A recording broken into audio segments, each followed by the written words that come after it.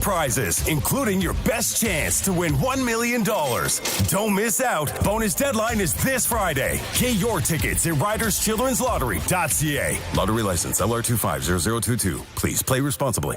Johnston's Logistics. That's the name for your truck freight forwarding needs. They offer you the best quotes in the industry on bulk hopper, deck, van, and reefer shipping within Canada and into the United States. Next time you're looking for a freight rate to haul grain or fertilizer, think Johnston's. Next time you're looking for a rate to move a piece of machinery, think Johnston's. Next time you're looking to move van or reefer cargo, you know the name, Johnston's. For a highly competitive quote, call 844-324-7778.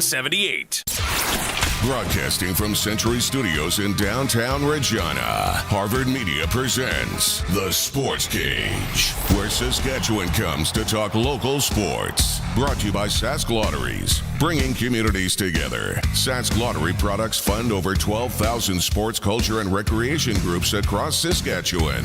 Be part of the show. Call 1-866-767-0620 or text 306-936-6262. The Sports Cage. Streaming at sportscage.com, our YouTube channel, and on the radio at 620 CKRM.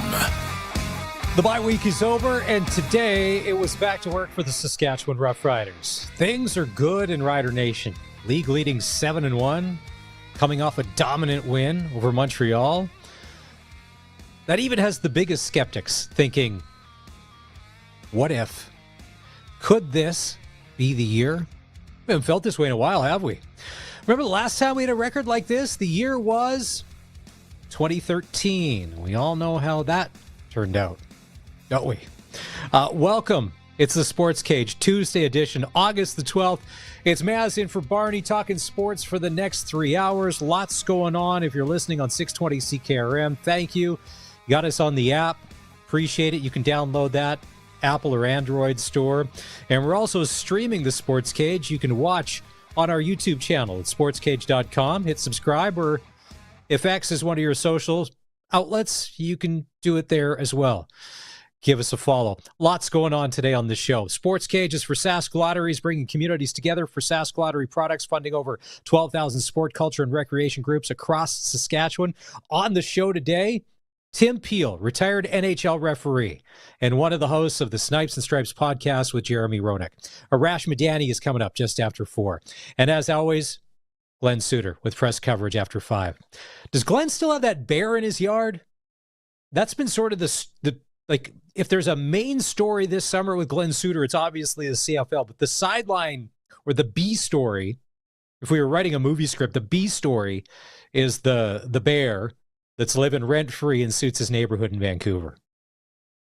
It's Vancouver. Can't do anything to it. You got to invite it in. Make it part of the family. Nobody's got a gun out there. You're not going to look after it. So we'll get a bear update from Suits. Also on the show today, Saskatchewan Roughrider Jameer Thurman, Trevor Harris, and coaches Mark Mueller and Corey Mace. Prairie Land Rentals text line is always open at 306-936-6262. If you want to connect with the show, you can. He was on vacation as well, along with the Saskatchewan Roughriders. Rumor was, I think he and his family were in the French Riviera. Let's find out where Dave Thomas, voice of the Saskatchewan Roughriders, spent his week off. Dave, is there? He's got a tan. He could have been in the French Riviera. How was it? How was international travel last week? Yeah, not quite international travel, but yeah, we got away. We got some golf in, so all was good. Who's a better golfer, you or your sons? Do I have to tell the truth? When I'm keeping score with an eraser, I am the best by far, but the young one's kind of got a little edge on me right now. Oh. Listen, hey, if Dad's going to keep paying for everybody to keep playing, Dad needs a couple strokes a hole aside here, all right? True dat. All right. How was it to be back with your second family, the Saskatchewan Roughriders, back on the field at Mosaic Stadium? Bye week's over, and it was time to get back to work. You know, honestly, it was like no one had ever left because the pads were on, so the intensity was up, the practice was crisp and focused once again. The roster was the exact same as what it looked like when We went to Montreal and came back from Montreal, so no new injuries to report on. It was just a very workmanlike day today for the Saskatchewan Roughriders at Mosaic Stadium. You've watched a lot of practices over the last year and a half, being the voice of the Riders, and Corey and his staff are very efficient. When you're out there, especially when you're coming back after a week off, what are you watching for or trying to key in as far as some of the things that maybe pique your curiosity? Well, obviously during the bye week, it's a time of self-assessment, right? So you wonder if there's going to be guys that maybe have earned an opportunity to get some more reps than what they were getting prior to the bye week. So I was counting reps again today, seeing who was where, who was doing what, seeing if there was any movement on special teams. Of course, the new defensive lineman showed up today at camp, so I had an opportunity to see what we were anticipating to see from him. And like I say, special teams is an opportunity for guys to make a mark. There was a lot of work done on that, as there always is on day one of a practice week for the Rough Riders. So just seeing if there was any adjustments made. The one curiosity that I had that I know a number of fans have asked about is Sean Bain Jr. And again, he looks good to go. He played with the second team offense and the scout team offense, and didn't get an opportunity to run with the ones, but he almost ran right into a goalpost when he made a sensational over-the-shoulder catch. So he looks real good. Now it's just an opportunity of when will he get an opportunity? That's a problem we really haven't had here in Rider Nation lately, is having too many good players on the field that the good guys who are coming off the injury can't grab a spot. So let's recap here. If you're just joining us, it's Dave Thomas, voice of the Riders, practice number 1 of the week as we get ready for Hamilton today, earlier at Mosaic. So no Sam Emilus and no Mario Alford, correct? No Samuel Emilus, no Keon Schaefer-Baker, no Mario Alford. Those are the big ones. It was great to see Charbel DeBeer. We haven't seen him since training camp, of course, when he went ahead and re-aggravated the knee injury that he sustained back in 2024. So we haven't seen him in Regina. He was on the sidelines today, not in pads, not a participant by any stretch of the imagination, but it was just nice to see that his rehab is at a point where he's back in Regina and continuing to put in the work and the grind to try to get himself back and healthy. On the Keon Schaefer-Baker front, I see on a lot of social channels, fans, obviously, there's a connection there. Everybody loves KSB. They love what he brings when he's on the field. And we've seen him on the sidelines with a cane. Is he still walking with that? Like, what's his mobility like? I mean, if we get he's not going to be back in the next couple of weeks, but what is he looking like now? I didn't have, like I said, didn't have a chance to see him today. And we did ask Coach Mace, not point blank, but we asked him for an update and as best as he could give. Again, he's not a medical professional. You can only go ahead and relay what the medical messaging is. And what we're hearing is that it is going to be an injury that will keep him out a bit, but there is a hope that he will come back this season. So it's not a season-ending thing by the sounds of it, but definitely is going to keep him out some time and going to need some things to go his way in the recovery process in order to find himself back in the lineup. The next man up mentality has come through. We've seen all sorts of, just look at last year at this time. Now, Trevor Harris was hurt. It was a totally different situation. Here we are a year later. Dante Myers, the way we talk about him now as part of being one of the keys to the offense, a safety blanket for Trevor Harris. Keyshawn Johnson role has grown. Who else has, if we look at 12 months ago, who else has really blossomed as far as becoming essential to becoming part of the Riders' starting core?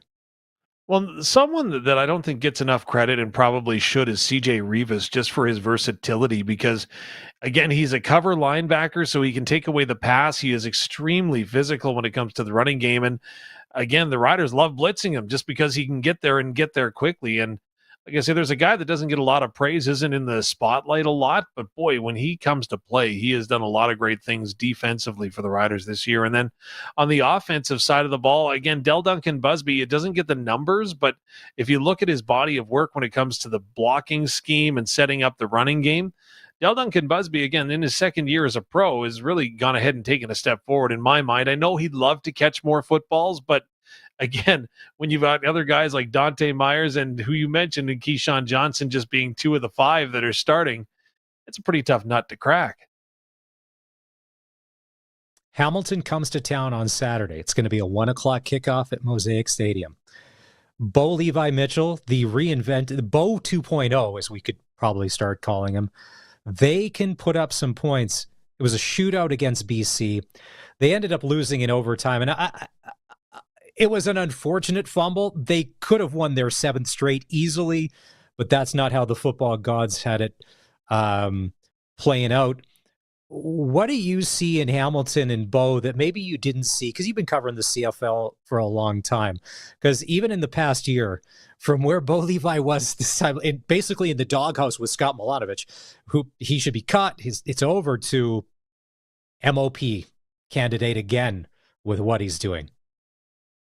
You know, it's hard to explain, and I asked that around today with other players and coaches, that what they're seeing in Bo Levi Mitchell, and he's not going to throw caution to the wind. Like, he's not going to go like just airing it out for the sake of throwing the deep ball like maybe he has done in the past, but he is much more under control, and he is much more, I believe, confident in the system. Let's face it, again, he had to go ahead and learn a new system last year, and I'm not saying that other players haven't, but for Bo Levi Mitchell, he was in that Calgary structure for so long, and now he had to go and learn a new offense, right? And I think that the key word is trust. He had to trust that what he felt was going to be there, and trust in his coachings and Scott Milanovic that he was going to be okay. And I think at the end of the day, that trust has finally come twofold in the fact that the coaches trust him and Bo trusts the coaches and what he sees. And let's face it, he's got a pretty darn good offensive line and receiving core to throw that football to. The Hamilton offensive line, I really noticed it last year. They like to play aggressive and run downhill. Now, they're not running anybody out of the building as far as stats go, but they don't necessarily run a ton. So when they do, they have to be effective. And you mentioned some of the weapons on offense. To me, the big one, I know he's been held in check the past 2-3 games, but Kenny Lawler scares me. Kenny, through his career, has had some big games against the Riders, no matter what uniform he's played. All right, so to put on Mace's defensive hat, how do you cover Kenny Lawler? You got to put more than one guy on him. Do you play zero on him and zone everywhere else? Like, what's the key to shutting him down on Saturday? I think the key for the Saskatchewan Roughriders is that they've got what I don't think anyone else in the Canadian Football League has, and that's not one but two shutdown corners. So they don't have to go ahead and rotate and flex and go around what Kenny Lawler is doing. Now, trust me, the Riders are game planning for Kenny Lawler. They're not going to be oblivious to the fact of the season that he is having or the numbers that he can put up. But when you got Tavon Campbell on one side and then you've got Marcus Sales on the other, and at the start of the year, the Riders weren't flipping. They were staying, right? So whether the weak or the strong side would change, they'd leave their secondary intact. So that's the advantage the Riders have. They don't have to chase after Kenny Lawler pre-snap. I think they can be comfortable in how he is going to match up against the secondary. The only key is going to be that the Riders have to remain assignment sound. So if you've got the deep third, that's your job. If you are man-to-man, you got to take that. If you're Nelson Lacombo, you got to stay high over top, right? Those are just little things, little key fundamentals that even a dipstick like me knows. But again, those are going to make the big difference at the end of the game and the outcome. Kenny is one of the best 50-50 ball guys in the CFL. If Geno Lewis is the best, I would say that Kenny is in the top 3, and he uses his size to the best of his ability. And what we've seen Hamilton do when it was time to get Kenny going, when he was getting shut down, they would overload one side, basically. They'd put a Tim White out there. Basically, they'll put 3 on one side to be like, all right, there's 3 guys out here. Who are you going to choose? And sometimes that frees it up. Sometimes it doesn't. Hamilton's defense, a little suspect to start the year, but they've quietly started playing better. I'm trying to think, who are the superstars on that defense? Who are the household names and the familiar? You're checking your notes. There isn't a ton. There's not a big name free agent on there. They're just not. Outside of Katsantonis, the safety, there's a lot of guys that just lunch pail. They come and do their job. No superstars.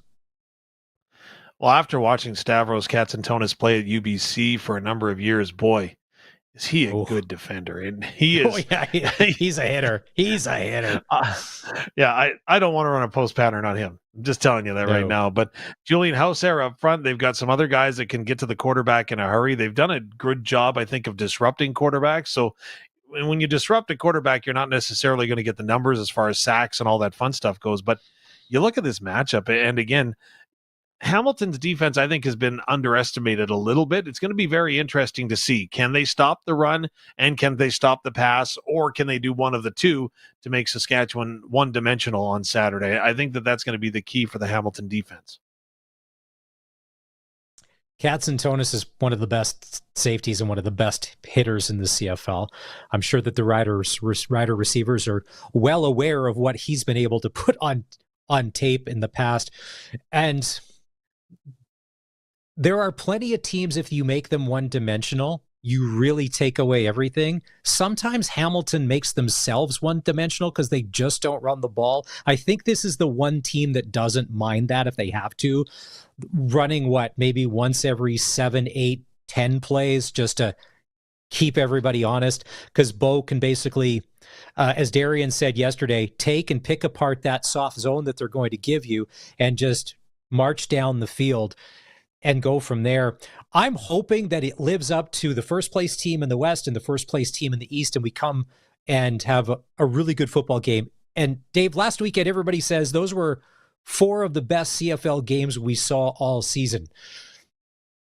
Thoughts? Are you in that category? There was some good football in there. Oh, there definitely was. Absolutely. It was some riveting stuff. I was really surprised how Ottawa-Toronto worked its way out. Like, I really thought that Ottawa might stumble into Toronto a little bit, and I was curious how BC would play against Hamilton, because BC is really a tough team to read. And then, of course, you've got the Winnipeg-Calgary game again, and yeah, they were riveting games. And this one this weekend is going to be off the charts, because for me, this is the start of the Saskatchewan Roughriders season to find out how they are. If you look back at the previous 8 games, the Riders have only played 3 of those 8 games against teams that are now 500 or above. So going into this next stretch of 5 games, right, you've got Hamilton, you go to Calgary, home and home with Winnipeg, and then you play Montreal before a bye week. But you break down the numbers. The Riders' opponents are 25-18 so far this season. They've played teams that are 32-39. So you do the math, it's a pretty tricky schedule that the Roughriders have, one of the hardest in the Canadian football leagues in terms of competition levels, as there's no free spaces, and maybe there aren't any more in the league after what we saw last weekend. But boy, we're going to find out a lot about this Roughrider team over the next month. You're not the only one, Dave. When it was 22-1 Argos over the Red Blacks in the second quarter on Saturday, if we're being honest, I turned off the game as well to go do some stuff around the house, because I'm like, this thing is over. Yeah, here we are, 30-42-39, and boom, there we go. All righty, it's Dave Thomas, your voice of the Saskatchewan Roughriders. Hey, how is the game going to end up on Saturday? Let's play SaskTel Pick the Score. All we need you to do is tell us who wins and what the score is. And text that along with your first and last name to 306-936-6262. You could win tickets to the Labor Day Classic and have a chance at a $200 SaskTel gift card.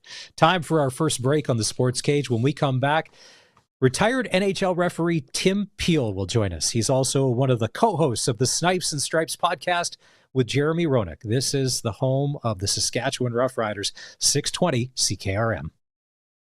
This is Country Gold with Steve Harmon, your home for the country hits of the 80s, 90s, and 2000s. Hello, I'm Steve Harmon, inviting you to join me for Country Gold. Each week we play country favorites from the 80s, 90s, and 2000s, and we check in with the stars who made them, too. This weekend on Country Gold. Country Gold, brought to you by Trent Dickin and his experienced team at Flooring Superstore. Saturday mornings at 6 and Sunday afternoons at 4 on the Voice of Saskatchewan, 620 CKRM.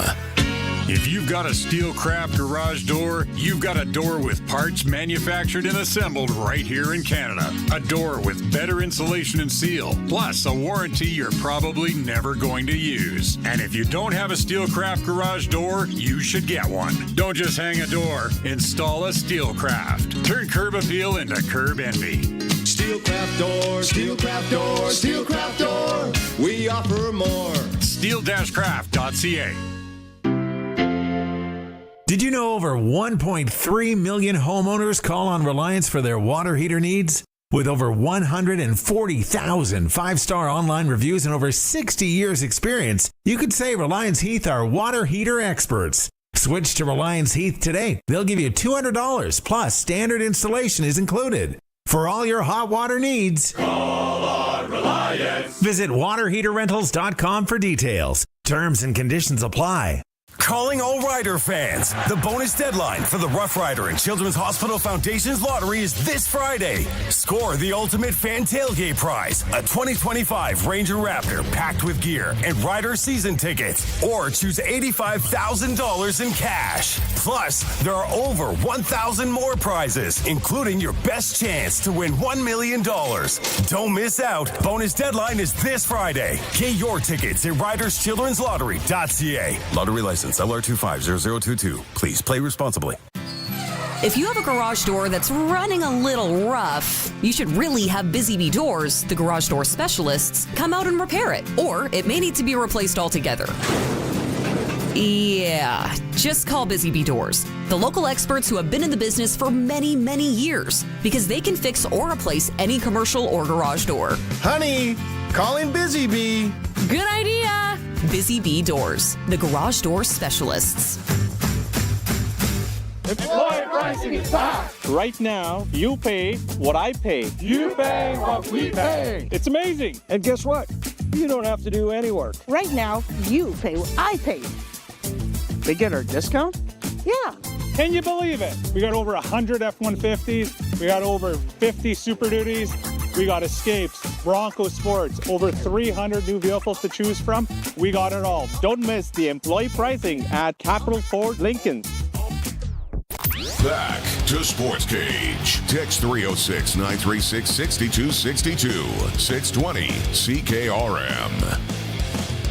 Saturday is game day for the Saskatchewan Roughriders. They'll take on the Hamilton Ticats, which means the 620 CKRM Cooperators Rider Broadcast Network will kick into high gear. Countdown to kickoff starts Saturday morning at 10. Rider Nation pregame show at noon. Dave and Luke will have the call. Ticats and Riders kick off at 1. And when the Riders play, get the KFC Game Day Special, the Big Crunch for just $4.95. The Big Crunch Combo for just $7.95 at participating KFC locations. It's Maz in for Barney doing the Sports Cage today for Saskatchewan Lotteries. And let's go out on the Western Pizza guest hotline.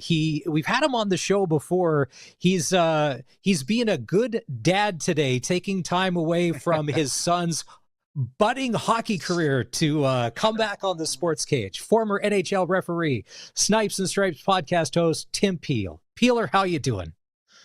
I'm doing great, Maz. Thanks for having me on. Yeah, it's only fitting that I'm in a parking lot at a hockey arena here in St. Louis.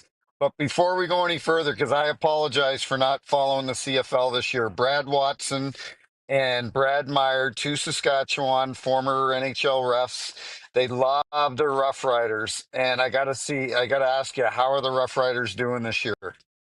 Well, Tim, I'm glad you asked. The Saskatchewan Roughriders are 7-1. They're the best team in the CFL. And they're coming off a dominant win over the Montreal Alouettes. So maybe if you got to text those guys to be like, hey, Tim, can we make – you told us last time you were on, you were up here with Chaser to the motherland, as known as Saskatchewan. Yeah. So can we make you an honorary fan in Rider Nation? You're a Rider fan too? Yeah. Absolutely. I lived in Toronto, but was not an Argos fan. I love pinball, but yes, I would love to be an honorary Saskatchewan Roughriders fan. Yeah, I was in the hot spot of Porcupine Plain, Saskatchewan. Hey, how's Chaser doing? I know back in the spring you guys did that charity hockey game where a whole bunch of hockey celebs showed up to support Kelly. How's he doing these days? He's doing great. He's feeling a lot better. He's looking a lot better. He's putting some weight on, and Chaser fought them all, but Chaser was not necessarily the biggest guy, but he had the biggest heart, and he had a big set of you know what to be able to fight guys like Twist and these guys, Probert and these guys in the NHL. And he's a fighter, and he's doing fantastic. I talk to him probably every other day, and he's doing really well. He's hopefully on the road to recovery. Thanks for asking, Mass. No problem. Well, there's a lot of people that are. Chaser was in our corner fighting our battles or whatever. We were on the other side of the glass, living vicariously through him. So he's got a lot of support here back home. If you're in a parking lot and your son's inside hockey practice, is your son 11, 12 years old? What draft year would he 13. be eligible for Gary Bettman to call his name? I haven't thought about that yet. He's the 2012. He's 13 years old, but he actually, we just signed him up through USA Hockey and Missouri Ice Hockey Officials Association. He's going to start officiating this fall. He wants to make a little extra scratch, just like his dad did. I started when I was 13, and I did it for the exact same reason, just to make some extra money. So I'm looking forward to watching him don the black and white stripes and get out there and do his thing. I hope that the world has changed in 2025 and that the fans are a little more polite, and he won't have to hear some of the things that dear old dad probably had to hear along the way when you're doing that. Hey, St. Louis is a hot spot. That's where the Tkachuks are. I saw on social media there was a Matthew Tkachuk wedding.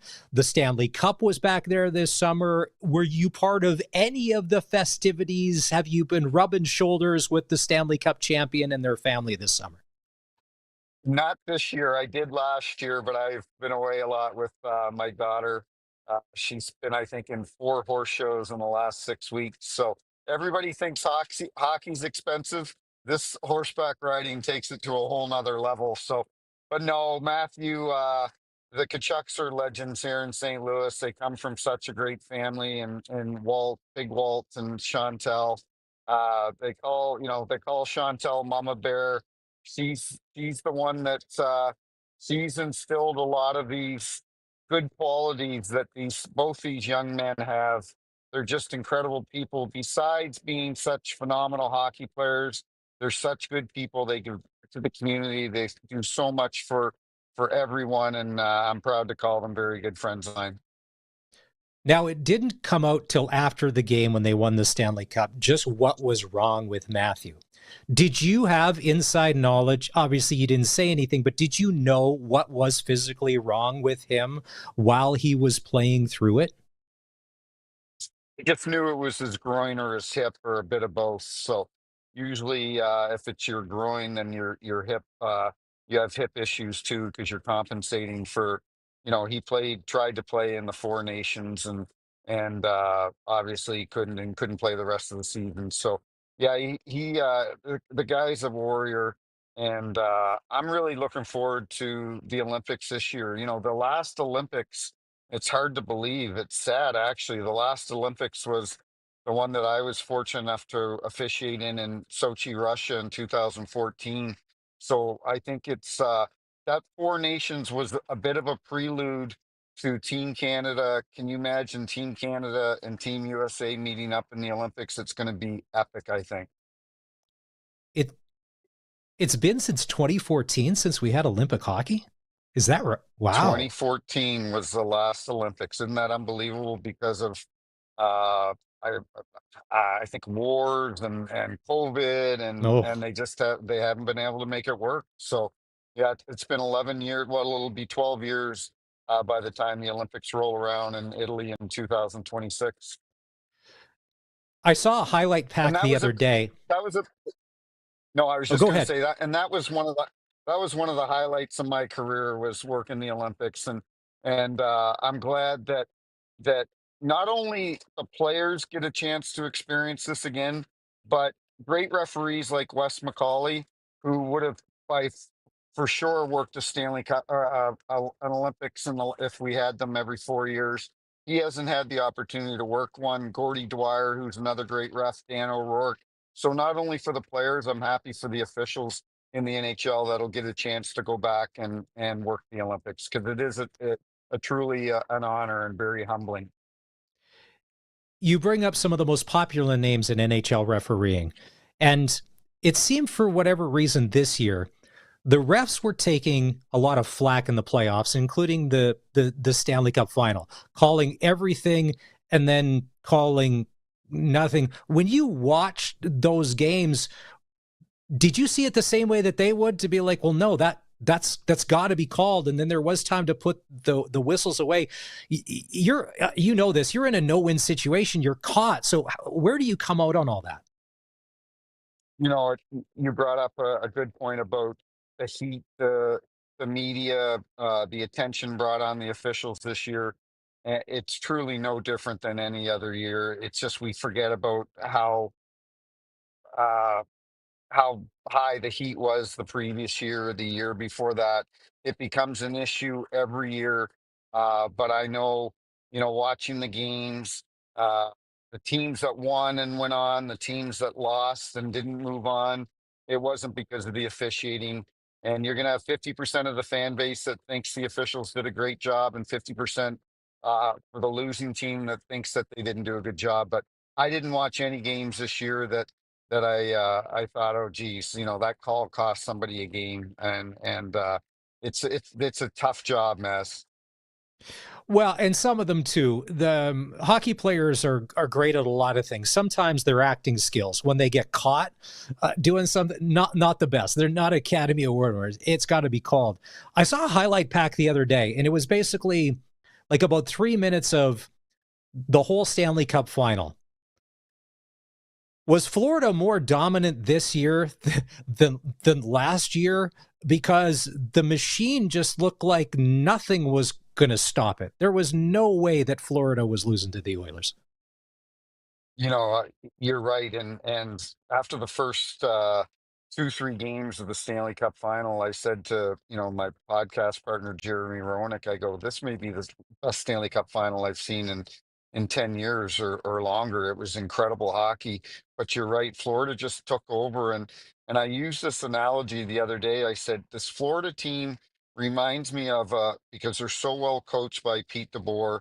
It reminds me almost of a Bill Belichick team, where they'll lose on running back or a tight end or a whatever on the New England Patriots. But Belichick is such a good coach. They've got such a great framework.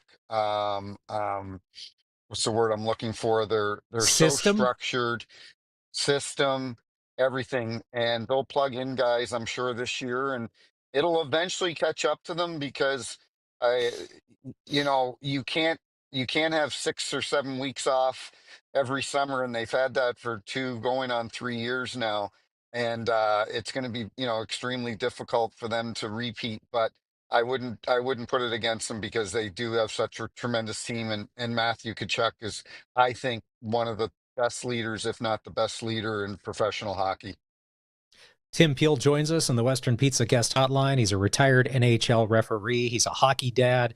He's a horse dad, which I know is really, really expensive. All right, so there's a lot of Oiler fans that are listening to this show. You've been around the game for a long time. Between you and JR, what is it going to take for the Oilers to get over the hump? They're making it to the Stanley Cup final. They're not winning. So to hoist the cup, to make Leon and Connors the validation that they're not wasting away in Edmonton, what's it going to take for them? I hate to.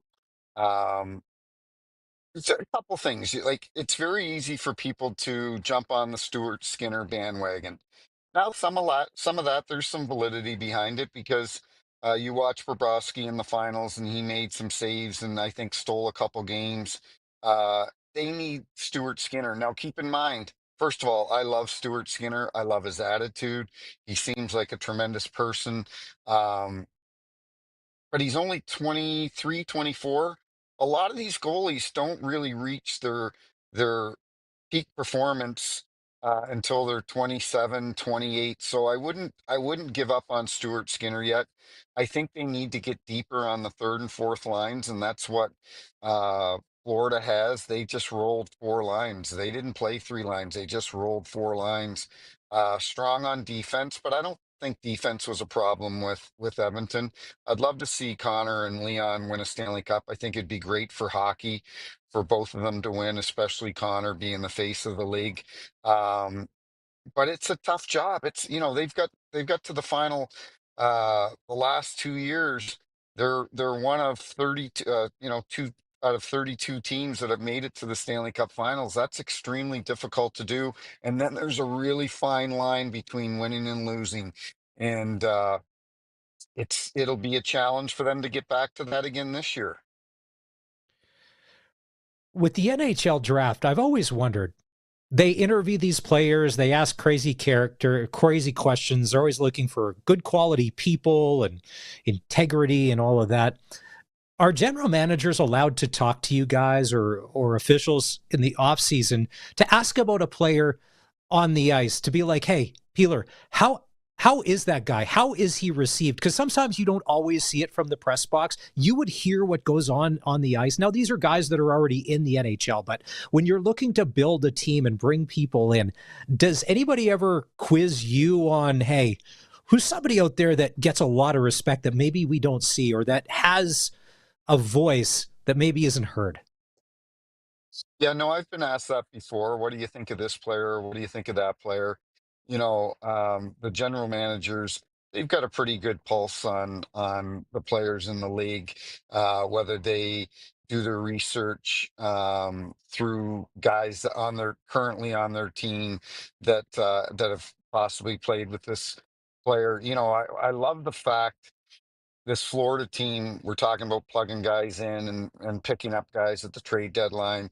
You look what they did with Brad Marchand. I can tell you for a fact over the last 2 years, 3 years, 4 years, Brad Marchand and Matthew Tkachuk probably could not stand each other on the ice. And because they're two similar players, like to get under their opponent's skin and so on. They play on the edge. And then you look at them, and that's a great thing about hockey in our sport, is then you look at them when they're teammates, and all of that's forgotten. All of that's forgotten. They've got one focus, one goal. I'm watching them. They're in the pool together in the Bahamas after the Stanley Cup. They're best buddies now. So, you know what? The players and the GMs, they've got a good pulse. I have been asked before about certain guys, but it probably doesn't happen as much now as it used to. What do you think about the influx of Canadian talent that's going to be infiltrating the NCAA college hockey ranks here, including names like a Gavin McKenna, who's probably going to be the number one overall pick? Are you excited to see some of these guys? If you've seen him play in the CHL, I'm kind of excited to see how they maybe match up with a little bit of older talent, a little different league. It's definitely a different style of hockey, NCAA college. Yeah, I'm looking forward to it. I have mixed emotions on it. I grew up, my career started in the Canadian Hockey League and the Ontario Hockey League. That's where I, started, and that's where I got my big break. The NHL would send scouts out to look at officials in the three Canadian junior leagues. They do that now, and in college hockey as well. But no, it's exciting, and but I'm torn between it as well. I think if you're good enough, it doesn't matter what league you're playing in, somebody's going to find you. So whether it's in the Canadian Hockey League or the NCAA, if you're good enough, you're going to get drafted and sign with a team. One of the things that I know from out here, just being a fan of the Western Hockey League and growing up watching it, the excruciating travel to play in the dub. It's not like playing in the Q, and it's not like playing in the O. So for a guy like a Gavin McKenna, he's going to go play in the Big Ten, where travel there will be a lot easier. Flights, shorter bus trips, all of that.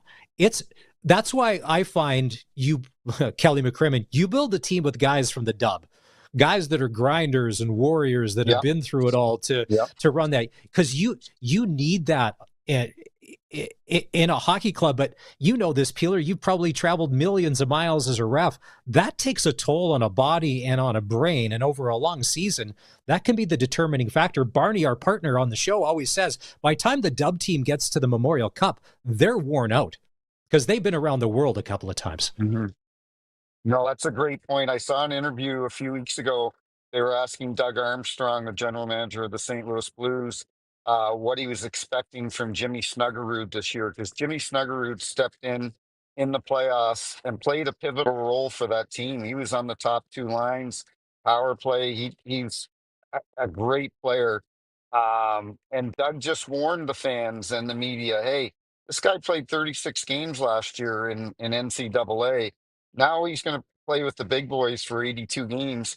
He's going to have his ups and downs. And so there's a lot of validity to that about guys playing in the Western League and being battled and battle ready for the NHL, because you play 30, 40 games in the NCAA and then all of a sudden you got to play against men for 82 games.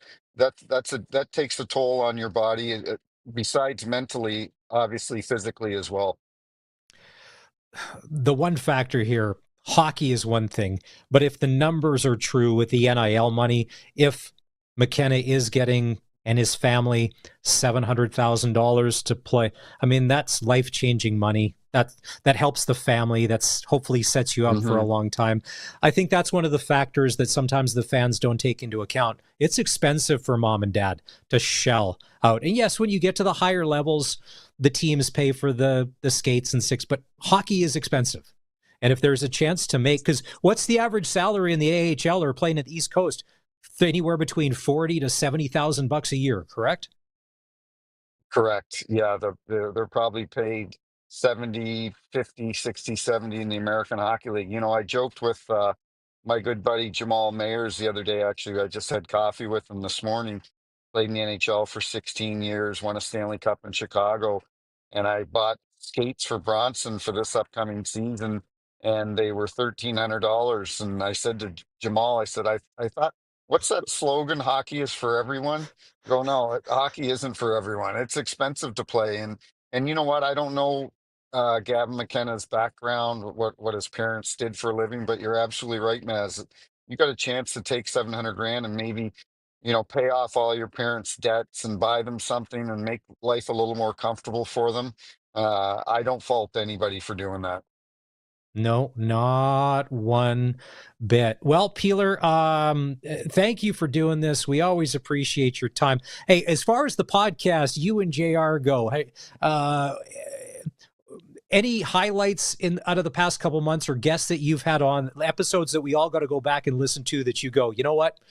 That was a good show. Because sometimes you get, whether you're to go with that was a good game or that was a good show. Who are some of the guests that have ticked the boxes for you? Well, you know what? It would be easy to say Matthew Barnaby, Evander Kane, well-known guys, but we had a guest on. He played for the University of Denver. It was right after the World Juniors. Zeev Buium, and he was a first-round draft pick. He's a big defenseman, first-round draft pick of the Minnesota Wild, and he came on our show. He's a Jewish kid from San Diego, and how Zach Hyman's Jewish. There's not a lot of Jewish players in the NHL, and for a Jewish kid from San Diego to hear his story, he actually said in the interview that COVID was probably the best thing for him because him and his brother literally worked out in the gym in their garage every day, and it helped him take his game to another level with the University of Denver, and then he played for Minnesota in the playoffs. So I love hearing stories like that of these guys that they didn't grow up in Regina or Chicoutimi or Flin Flon or whatever, a kid from San Diego, and as a first-round draft pick. I love stories like that. All right, it's Tim Peel, host of the Snipes and Stripes podcast, retired NHL referee, and as of about 20 minutes ago, the newest honorary member of Rider Nation. So, Peeler, if you are talking to Watson and admiring those guys, we're playing Hamilton on Saturday at 1 o'clock Sasky time. So if you got to get in a group chat, just know that Trevor Harris is our guy, leading the league in all sorts of stat categories. He's it. We got to do this again. As always, we love the time. Tim Absolutely. Peel on the Western Pizza guest hotline. It's time to take another break here on the Sports Cage. When we come back, we're going to hear from Saskatchewan Roughrider offensive coordinator Mark Mueller. This is the Sports Cage on 620 CKRM. It's the perfect place to hold your event. It's the perfect place, whether it's for a trade show, fundraiser, dance recital, company team building event, or off-site business meeting. It's the perfect place for your wedding with exceptional catering services, venues perfect for a group of any size, and plenty of on-site parking. The perfect place for your event is the Connexus Arts Center. Get all the details about hosting your next event at the Connexus Arts Center at connexusartscenter.ca. See you at the center.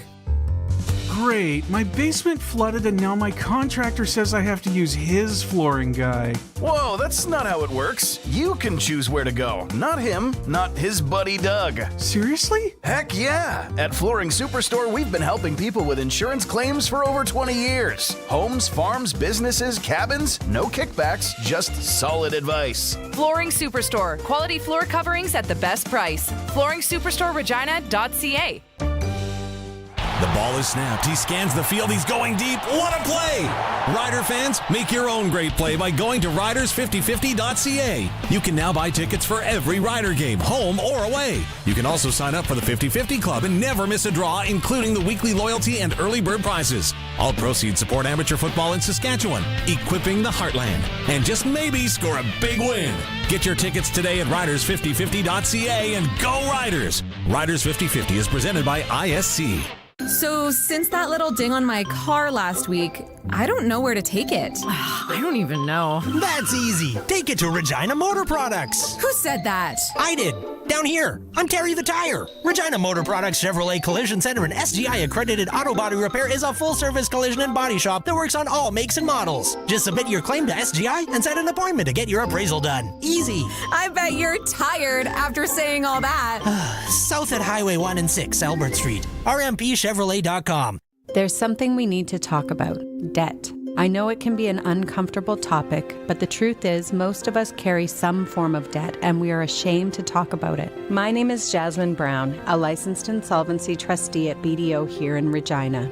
Every day, people struggling with debt come to me for a solution. When you make that call, I'll listen to your story without judgment and will lead you to a debt-free future. Call 1-833-BDO-TALK or visit bdodebt.ca to learn more.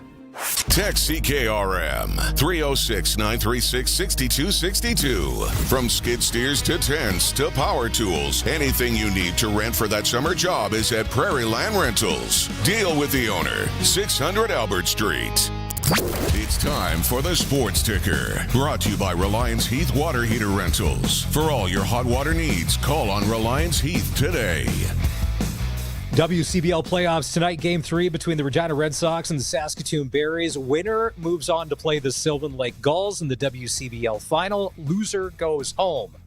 Game 3, first pitch tonight, 7 o'clock, Cairns Field, Saskatoon. Jays start a series with the Cubs tonight at the Sky Dome. First pitch goes at 5:07. And on the ice at the Hlinka Gretzky Cup, Canada beats Switzerland 9-1. They play Czechia tomorrow. Thanks for being part of the Sports Cage on this Tuesday afternoon.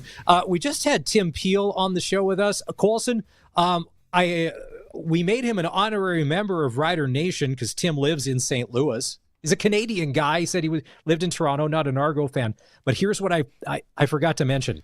Him and a lot of other Torontonians. Yeah.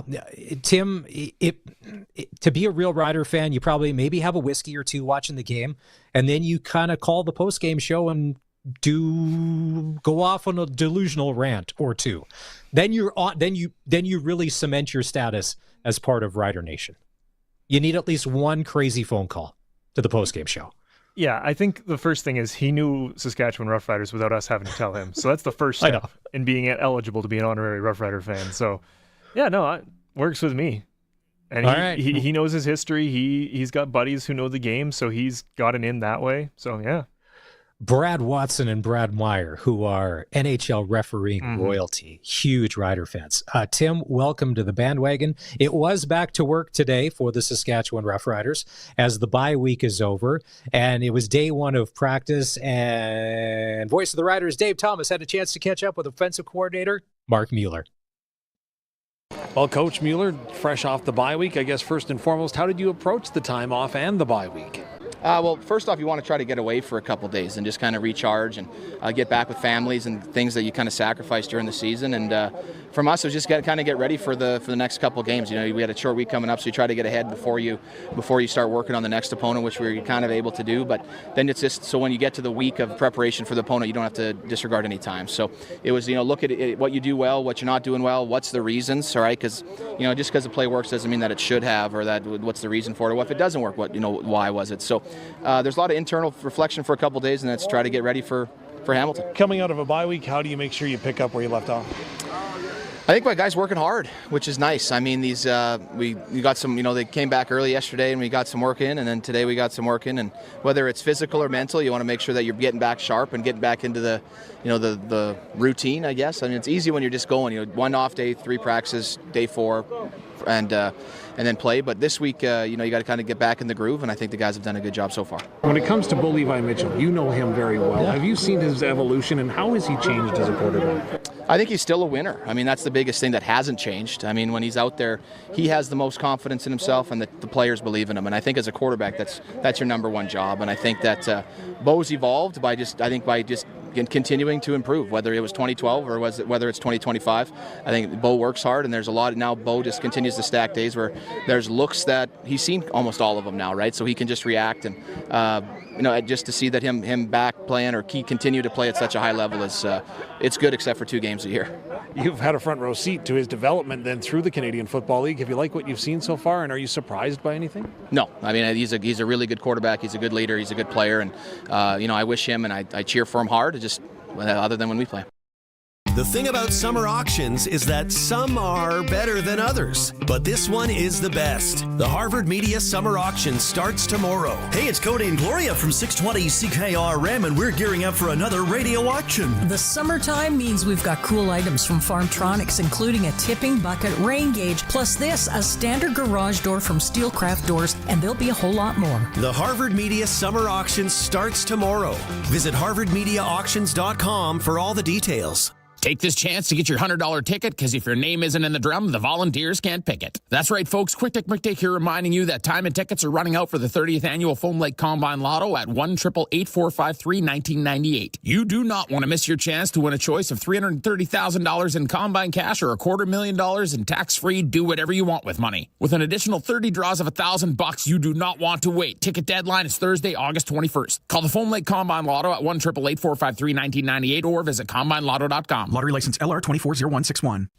If you've got a Steelcraft garage door, you've got a door with parts manufactured and assembled right here in Canada. A door with better insulation and seal, plus a warranty you're probably never going to use. Combined with a LiftMaster opener, it's the right choice. And if you don't have a Steelcraft garage door, you should get one. And a LiftMaster opener. 100% made by Canadians for Canadians. Steady, tariff-free pricing and great quality, no matter what. Steelcraft door, Steelcraft door, Steelcraft door. We offer more. The ball is snapped. He scans the field. He's going deep. What a play! Rider fans, make your own great play by going to riders5050.ca. You can now buy tickets for every Rider game, home or away. You can also sign up for the 50/50 Club and never miss a draw, including the weekly loyalty and early bird prizes. All proceeds support amateur football in Saskatchewan, equipping the heartland, and just maybe score a big win. Get your tickets today at riders5050.ca and go Riders! Riders 50/50 is presented by ISC. Get ready to kick some serious Barossa this harvest. You've put in the time, put in the work, put in all that effort to get here, and now it's go time. Barossa & Sons is with you. Find everything you need this harvest season with trusted used equipment, combines to headers, augers to grain carts. Visit online or stop by in person. We're in go mode with you. Everything's online at ebarassa.com. You're in it to bin it dealer.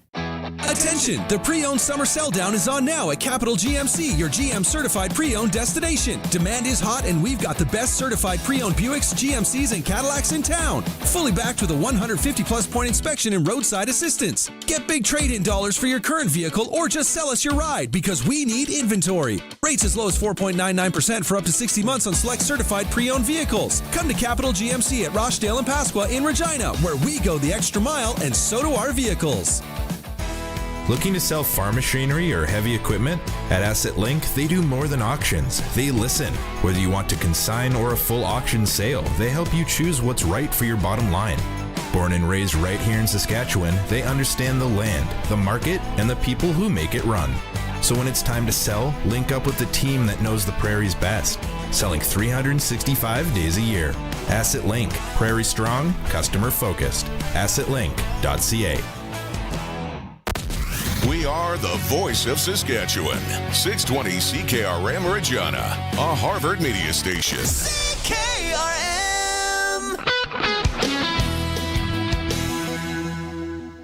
It's 4 o'clock. Good afternoon. I'm Corey Atkinson from the SaskToday.ca newsroom with your 620 CKRM News.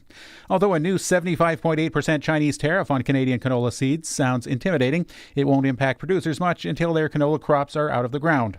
That from Premier Scott Moe, who explained that the new tariff won't directly impact producers for about a month, when China will conduct a review of the tariff to determine if they want to keep it around. It's a point that I was actually going to raise as well with the Prime Minister that, herein lies our opportunity. Everything is temporary at the moment. Let's see if we can have it removed before it becomes permanent to what is our second largest export market for Canadian canola, employing over 200,000 Canadians.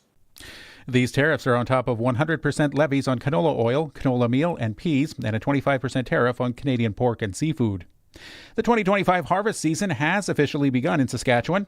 Agriculture Minister Darrell Harrison and Kelvington-Wadena MLA Chris Beaudry made the announcement today, highlighting the sector's role in the economy, 10% of GDP and 41% of exports.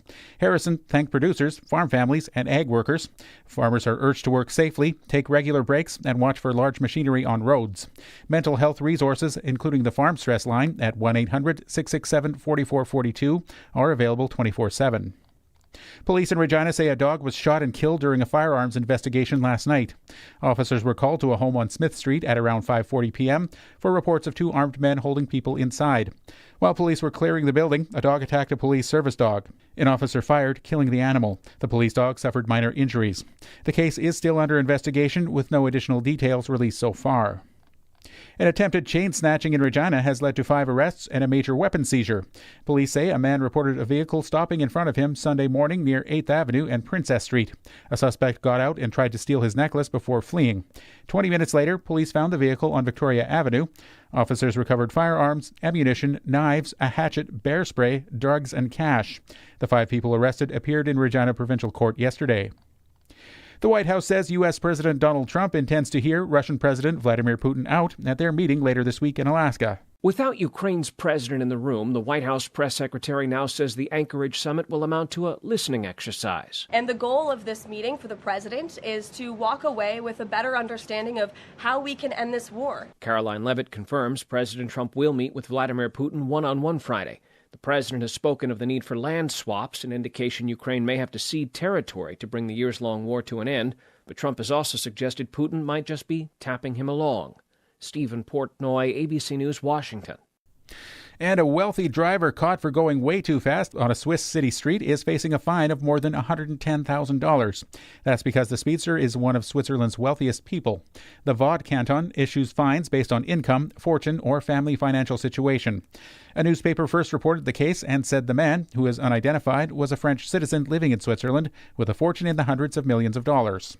That was your 620 CKRM News. Read more stories from around your community and around the province at sasktoday.ca and 620ckrm.com. Your weather is next. SEIU West members are phlebotomist, food service worker, security officer, plumber, continuing care assistant, porter, licensed practical nurse, medical device reprocessing worker, purchasing agent, environmental services worker, social services worker, cook, health information management practitioner, switchboard operator, distribution worker. The backbone of your public health care system. Learn more at seiuwest.ca. Come watch former pro and collegiate level players battle it out for the national championship. The Baseball Canada Men's National Championships are coming to Optimus Park in Curry Field. Get a full event pass or grab a day pass. Don't forget about the Twilight Games. All the baseball you can handle. August 20th opening ceremonies and Home Run Derby are completely free. Bring a glove. These bats don't miss. The Baseball Canada Men's National Championships are coming to Optimus Park in Curry Field. See you at the park. 620 CKRM Precision Weather Forecast is for Line-X Regina. Serious protection, killer looks at 1865 McCarra Street. Tonight, just a few clouds with a low of 11. Tomorrow, sunny and hot, a high of 27. For Thursday, sunny and 24. Friday, a mix of sun and cloud and 22. For the Riders and Ticats on Saturday, sunny and a high of 23. And for Sunday, sunny and a high of 25. Right now, 25 degrees in downtown Regina. When you want the best for your truck, you want Line-X. Your truck has withstood the harshest elements Saskatchewan has thrown at it. Rocks, gravel, rain, sleet, and snow, and left with no chips, no rust. Line-X protective coating keeps your truck's bed liners, rocker panels, and bumpers looking like brand new. Don't settle for Brand X. Go with Line-X. It's serious protection. Come see why everybody loves taking their truck to Line-X Regina for their rocker panels, bumpers, and more. Line-X. Make your truck complete. 1865 McCarra Street.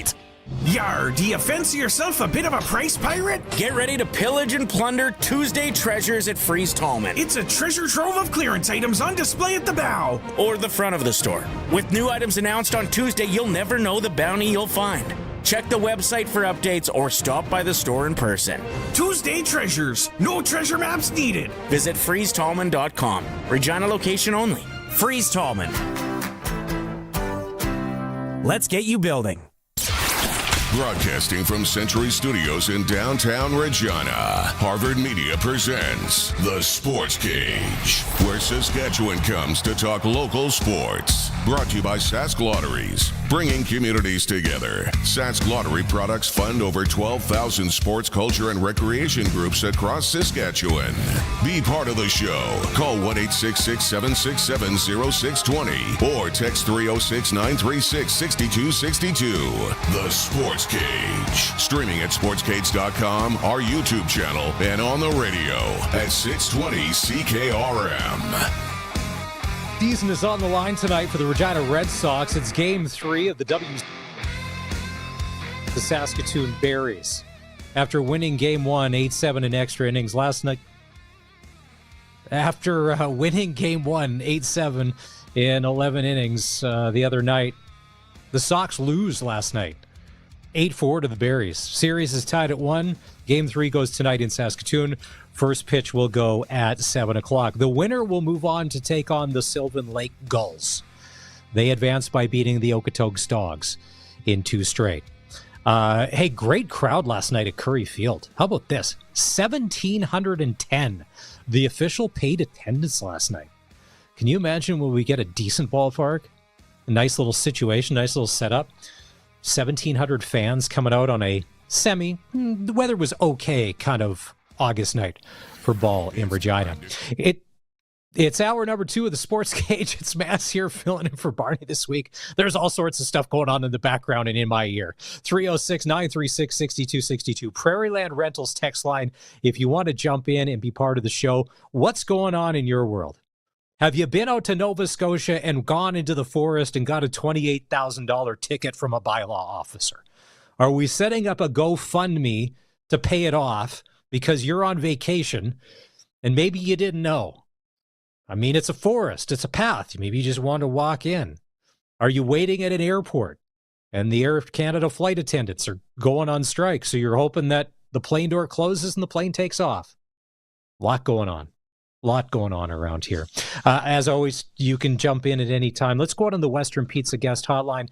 Let's go coast to coast. It is Tuesday afternoon. Here's Arash Madani. It's time to go coast to coast with Arash Madani for Smart Investing Solutions. Be smart with your money. Call Brian Gawley at Smart Investing Solutions, 546-2533.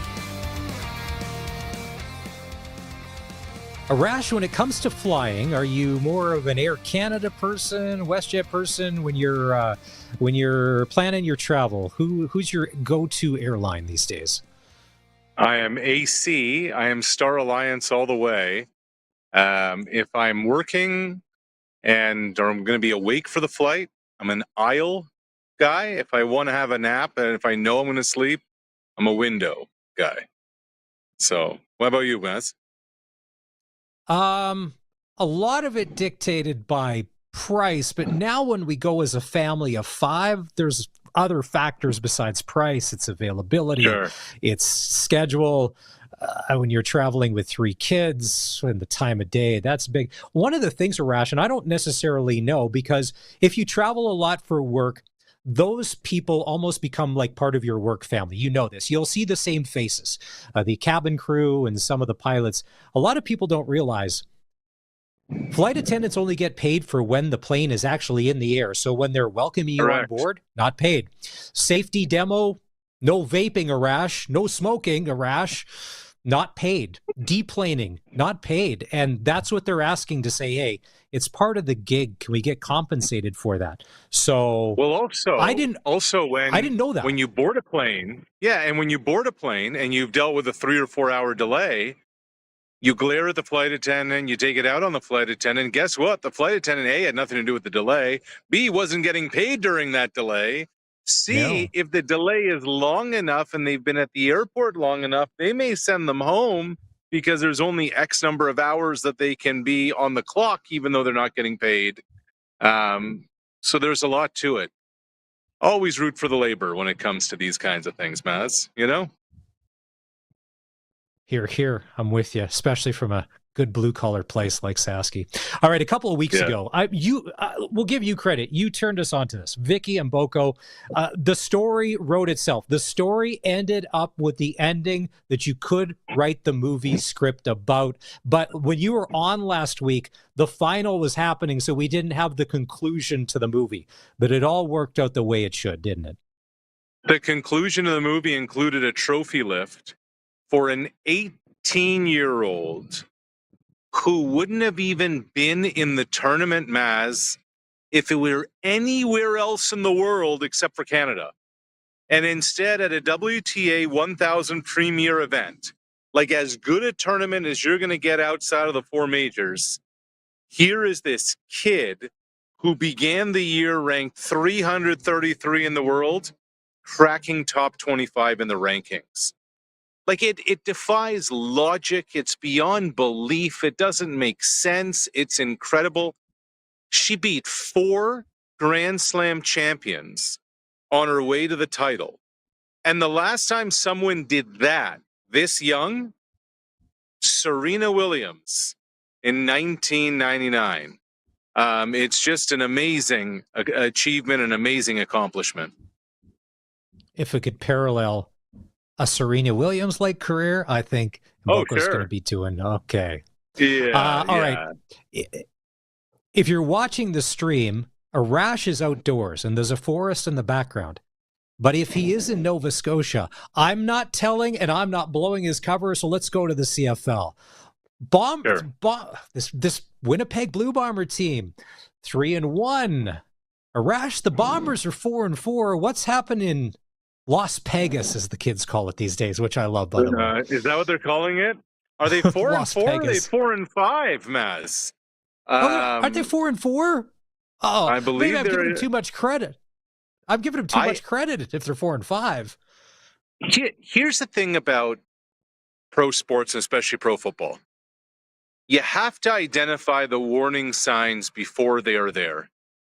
And there were a bunch, even early, when the Bombers were winning games.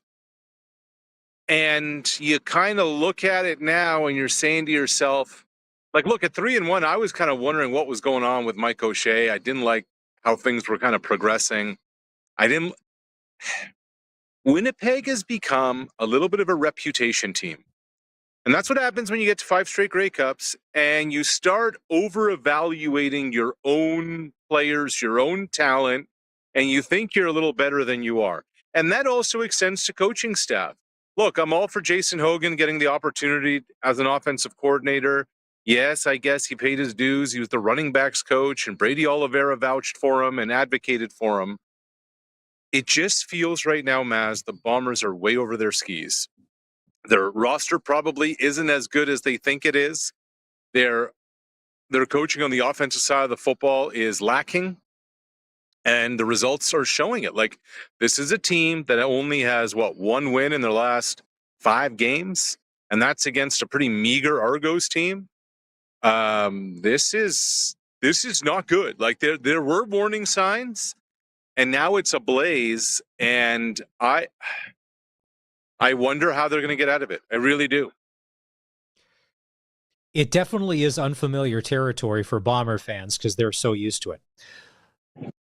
Because look at this. Just hold on. Like, they're up 17-0 on Calgary, right? You're saying to yourself after the first quarter, you're saying to yourself, this game's over, right? That's what happened to the Bombers of old. The Bombers of the last few years would not lose a game leading by 3 scores. It was automatic. And, like, these are some of those, like, the warning signs I was talking about. They were all on display the other night. Hogan's situation as offensive coordinator reminds me a lot. Remember when the Riders hired Kelly Jeffrey as the OC here with not a lot of pro experience or any at all? Now, O'Shea seems like a loyalty guy. And like you had said, if Hogan paid his dues throughout the years and just biding his time, there is that. Some people wanted maybe a bigger name. Some people don't realize Dalton Schoen's on the 6-game list. They don't necessarily have great depth behind them because Drew Wolotarski's not there. He's a Hamilton Ticat, correct? Like, they've been plucked in Kenny areas. Lawler's not there. Kenny Lawler's not there. That's the big one, yeah. And Zach Caleros has taken more hits, it seems, this year than he did all of last year. And it was great to see Zach have a rebound game on Saturday. He took some hard shots, but he pulled himself up. But he's getting knocked around like he's not used to. Like, the piece, it's funny. There's another year on everybody. Willie Jefferson dominated a game a couple of weeks ago, but I get it. There are some definite... Before, there was no chinks in the armor when it came to the Bombers. Now there are definite holes that sometimes people are driving a battery-powered Tesla truck through. It's 2025, Arash. We got to be environmentally sound. Sure. A Bombers team also that lost to Cody Fajardo and Nick Arbuckle in the Grey Cup. A Bombers team that led in the 3 Grey Cups that they lost at the half and didn't finish. A Bombers team that continues to let people out the door and are not properly replacing them from a talent standpoint and from a coaching standpoint. From the coaching standpoint, I kind of get it. You're almost handcuffed with this idiotic staff administration cap. But I hate that. I hate that. Yeah. When it comes to players, though, Maz, when it comes to players, like, you talk about Wolotarski, we talk about Lawler, we talk about the dudes that have left. Tyrell Ford. What have they been replaced with? It's a lot of the same old heads that are still around there, and they got old fast. The head scratcher of the week to me, the Toronto Argonauts go up 22-1 on the Ottawa Redblacks in the second quarter. I turned off the TV. I had other stuff to do because that game was over. There was no way. I'm like, this is off. Ugh, East Division, CFL, this is awful. I came back around the start of the fourth quarter when some of the fireworks started going off and the points and scoring. But don't tell me that the Ottawa Redblacks are now dangerous because they beat the Argonauts in a comeback win and all the problems are solved. They still should be relegated, those two. Sure. And I guess Edmonton, do we think they're legit now because they went into Montreal and won a game? Yeah, right. So now, of these 3 teams, one of them's getting in. I know. That's the amazing part of all of this. Ottawa's not good. Toronto's not good. Edmonton's not good. The only difference is Ottawa's got its starting quarterback healthy, and starting, I should say. Edmonton's gone to their backup, Fajardo. Toronto hasn't had a starter all year, and I don't expect to see Chad Kelly playing at all this season, period. No, the Red Blacks, somebody just had to win that game, and I just think for a while we just assumed that Toronto would, because the Argos are the defending Grey Cup champs and they beat the Bombers a couple of weeks ago. But the Argos are dreadful. You're talking about roster replenishment being non-existent. That's what's happened in Toronto too. I think they're going to make some changes coming up from a roster standpoint leading into this upcoming week. You have Wynton McManus calling people out publicly. You have Ryan Dinwiddie calling people out publicly. It's a mess over there.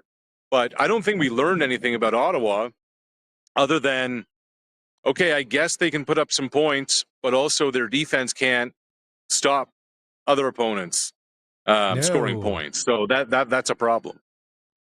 What did you think the command center missed at the end of the Ottawa-Toronto game?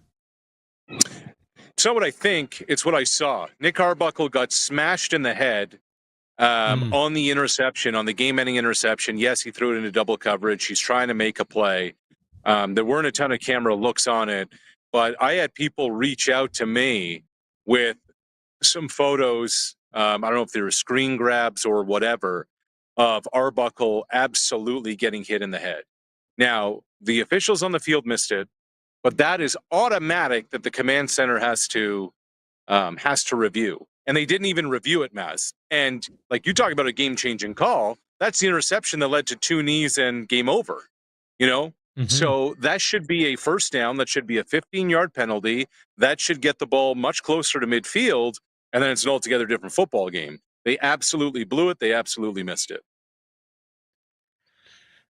As the Riders are coming off the bye, and it was a tough way for Hamilton to lose last week. Tim White with the fumble in overtime. He's fighting for extra yards. BC kicks the field goal. Gutsy win by them because they didn't give up when they were on the road. With Hamilton coming to town, Hamilton's defense has played a lot better lately. A little suspect to start. Bo Levi is just doing Bo Levi things. If you're Scott Milanovich, where do you have to attack this Rider team? What are the weaknesses that you see that Hamilton can come to town to try to exploit? People have tried. It doesn't necessarily work. Yeah, I'm going to flip it the other way, Maz, to be honest with you. My question for Corey Mace is, what do you have dialed up for Kenny Lawler? How are you going to approach the most explosive receiver in the league who, forget man coverage, forget trying to bracket him. What's on tap for Lawler? That's one. The other is, and BC didn't do this, and they wanted to, how are you going to get to Bo? How are you going to hit Bo? How are you going to put pressure on Bo, etc.? The one thing, not the one thing, but among the things that Mace has in his back pocket here is how many seasons as a defensive line coach in Calgary did he go up against Bo Levi in practice? How many of the nuances of Bo Levi does Mace know? What he likes, what he doesn't like, what gets him into a rhythm, what has him comfortable, etc. I'm more intrigued the flip side of what the Riders defense has in store for 89, what the Riders defense has in store for the quarterback. That to me is the tail of the tape in this football game, not the other way around. Kenny has gone off in past games against us, with Bombers, Elks. Kenny has made a bit of a heyday when he does play the Riders. I think it's going to be a completely different Rider team than we saw earlier, or Hamilton Ticat team that we saw earlier in the year. I think they were still finding our way.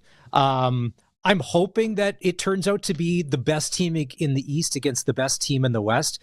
I know the people talking about this is the teeth of the Riders' schedule. You got the Ticats, you got the Stampeders on the road, you got the Bombers back-to-back. Durant said yesterday when we had him on, in the West, records don't matter because it's the West, but it does matter in the East. Hamilton's the one team out there that I would say is legit. Now, are they on par with the Riders? We'll find out, because keep in mind, every time when they do the game, they'll always throw up Bo's winning record or percentage against the Riders. Over his career, he's pretty much had our number as well, whether he's been a Stampeder or a Ticat. Yeah, but that doesn't matter anymore. Like what Bo did with the personnel that they had in Calgary, none of them are in the league anymore. Right? So, look, to me, the arms race in the West comes down to Sask and BC. And maybe this is just my stubbornness. I didn't buy into the Stamps at the beginning of the season. I didn't buy into the Stamps. I just don't. I just can't. I just see too many holes and too many issues. They're getting it done on defense, Maz, but it's just base stuff. There's not much to it. And to me in the East, once Davis Alexander gets himself right, it's a 2-horse race in the East with Hamilton and Montreal. Now, look, I've been wrong about Calgary all year. I was wrong about Calgary before the season started, early in the season. I guess we're now close to mid-season. But if I had any Stampeder stock, I would be first on the floor tomorrow, relinquishing it all. Because I don't think you're going to get it as high as you're going to have it right now. If you go to sportscage.com, our poll question is, who is your midseason MOP? Trevor Harris, Bo Levi Mitchell, or Vernon Adams Jr.? We know one person that's not voting for Big Play VA. We won't. I'm going up. By the way, I'm going off the board on this. Uh-oh. My MOP right now is Kenny Lawler, because what took the Ticats to the next dimension is Lawler. Like this is effectively the same roster with the same players, the same quarterback. What's made Bo go is knowing that he's got that go ball, is knowing that he's got that security blanket, is knowing that at all times 89 is going to be open. It should be VA. I guess the first half MOP, okay, VA. I just don't see that team being good enough when the season really gets going to continue what they're doing. I'm going to quadruple down on this. I would love to see you at the Toronto Stock Exchange walking around with a bunch of non-sports fans with a pretend envelope that says Calgary Stampeder stock. If you could make an Instagram reel and no one's buying, you're trying to sell it. Just a bunch of horses, just start throwing some white horses around. Yeah. Oh, hey, so let's rewind to the Blue Jays in LA last weekend for the Dodgers. I thought games 1 and 2 showed the Dodgers are just a really good, really complete baseball team. But then on Sunday, you saw that plucky, never say die, if you leave the door open just a crack, we're going to come and kick it in Toronto Blue Jay team. And how good was it to get Ohtani swinging to go down into the game? Like, you got to tell me that plane ride home from LA. They only won one game, but that was a great way to leave Chavez Ravine. You know, I thought of, Maz, when I watched that, I thought of my grade 5 teacher at a Catholic elementary school, Sister Lorraine. Shout out to Sister Lorraine, whose line, she loved baseball and she loved the Blue Jays. Her line was root tootin' fig Newton.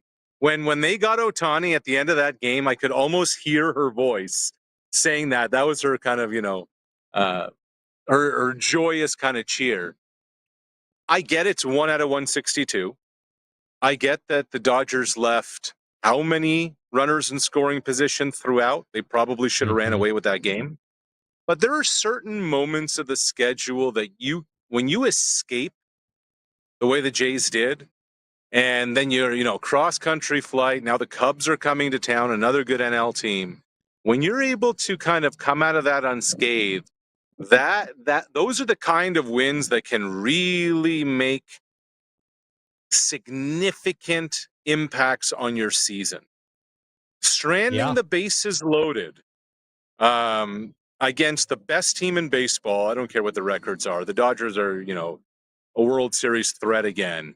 Root toot fig Newton. Like that's what all that was for the Jays. That's a big time win for them.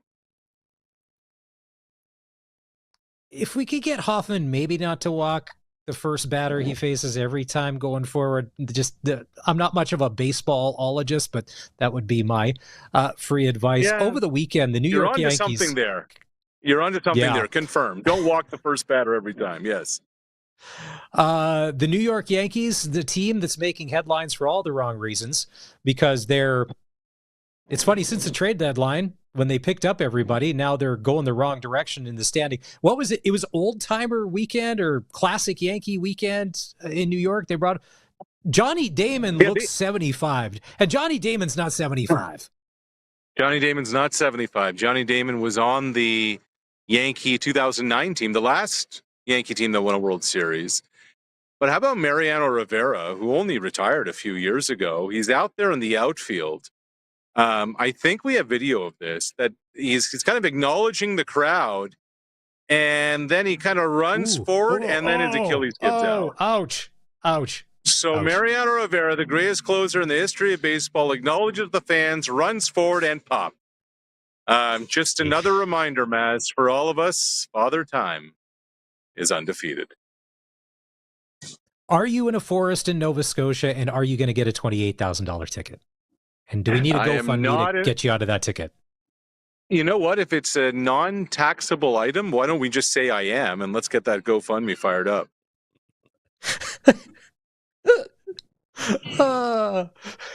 Arash has got a fake GoFundMe going for you go. Probably not the first time that happened. Get Curtis or Colson to do a fake screen cap of the ticket. We'll change the name there or Photoshop or whatever. Pretend you got it. We'll just get the, speaking of crazy things happening in this country. Hey, how about the Canadian tourism industry? Oh, wait, don't go there.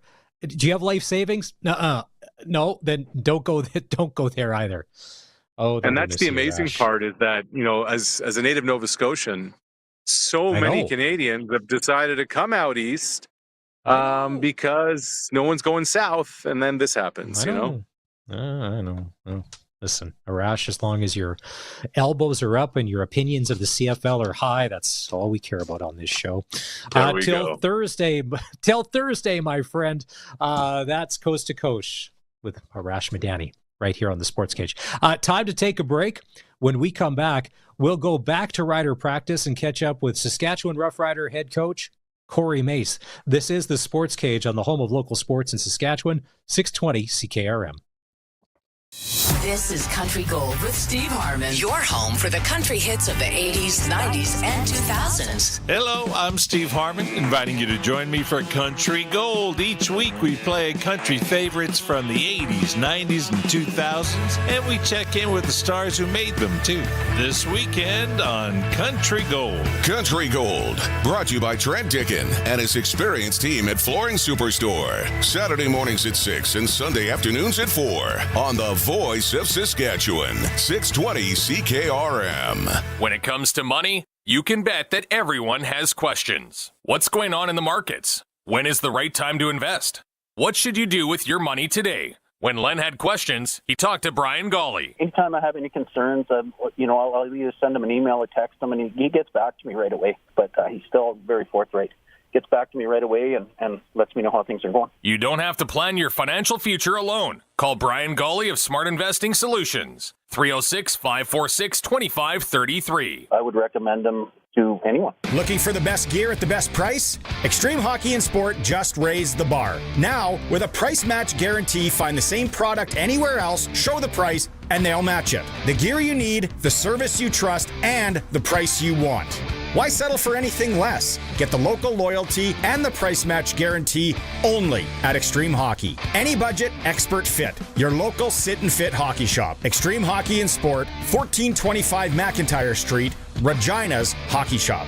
Take this chance to get your $100 ticket, because if your name isn't in the drum, the volunteers can't pick it. That's right, folks. Quick Tick McTick here reminding you that time and tickets are running out for the 30th annual Foam Lake Combine Lotto at 1-888-453-1998. You do not want to miss your chance to win a choice of $330,000 in Combine cash or $250,000 in tax-free do whatever you want with money. With an additional 30 draws of $1,000, you do not want to wait. Ticket deadline is Thursday, August 21st. Call the Foam Lake Combine Lotto at 1-888-453-1998 or visit CombineLotto.com. Lottery license LR 240161. Elevate your baling experience with the Heston by Massey Ferguson 1 Series Round Baler. With a dependable, long-lasting design for challenging conditions and high-speed baling, this machine features swing-away net loading and an optional hydraulic drop floor for easy obstruction clearing. Quality hay production starts today with Heston by Massey Ferguson. See the Massey Ferguson 1 Series Round Baler at Nick's Service in Emerald Park. For more information, visit nicksservice.com. Calling all Rider fans. The bonus deadline for the Rough Rider and Children's Hospital Foundation's lottery is this Friday. Score the ultimate fan tailgate prize, a 2025 Ranger Raptor packed with gear and Rider season tickets, or choose $85,000 in cash. Plus, there are over 1,000 more prizes, including your best chance to win $1 million. Don't miss out. Bonus deadline is this Friday. Get your tickets at riderschildren'slottery.ca. Lottery license LR250022. Please play responsibly. Get it hot, get it fast. Western Pizza. Can I help you? Name's Terry Touchdown, sent by Western Pizza. I'm here to deliver the Saskatchewan Roughriders sweet deal. A large 3-topping pizza, 4 sticks of Greek souvlaki, a large Caesar salad, and a liter of soda. All for just $48.95 plus tax. And you're entered to win luxury suite tickets to watch the Riders, like a VIP. And get it hot, get it fast. Western Pizza. The Sportscage Clutch Performer for Nick's Service in Emerald Park. Your local Massey Ferguson Challenger, Rogator, Gleaner, and Fendt dealer. Call 781-1077. Clutch Performer, this one is easy. The 1,710 Red Sox fans that showed up last night at Curry Field to watch the Sox take on the Saskatoon Berries. Now, it was around 5 o'clock. There was about 900 tickets sold. Wow, what a turnout last night. Tonight, the Sox need a win in Saskatoon to move on to the WCBL final against the Berries. Cairns Field, Saskatoon, first pitch. Travis and Shannon texted in, Prairie Land Rentals text line, listening to the show, driving to Saskatoon, Sox fans, to go watch the game. If you're headed up, how are you?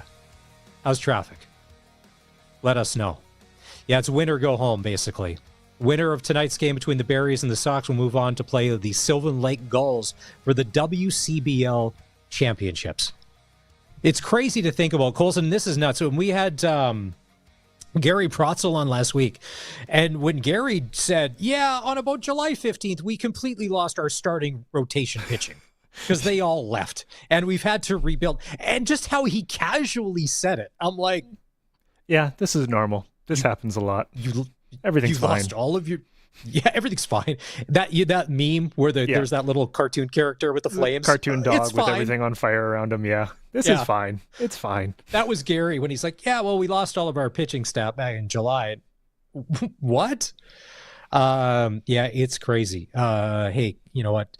Go Sox. Speaking of the Prairie Land Rentals text line, I'm asking you for your help on this because there are a couple of skills, Colson, that you have mastered since we've been working together on the Sports Cage.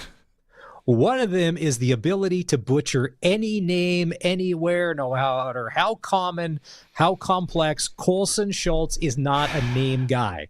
So we're playing Pick the Score for the Rider Ticats game on Saturday. Riders 24, Hamilton 14. First name Jeff. Now, I need you to tell me how to pronounce this last name. K-S-E-N-Y-C-H.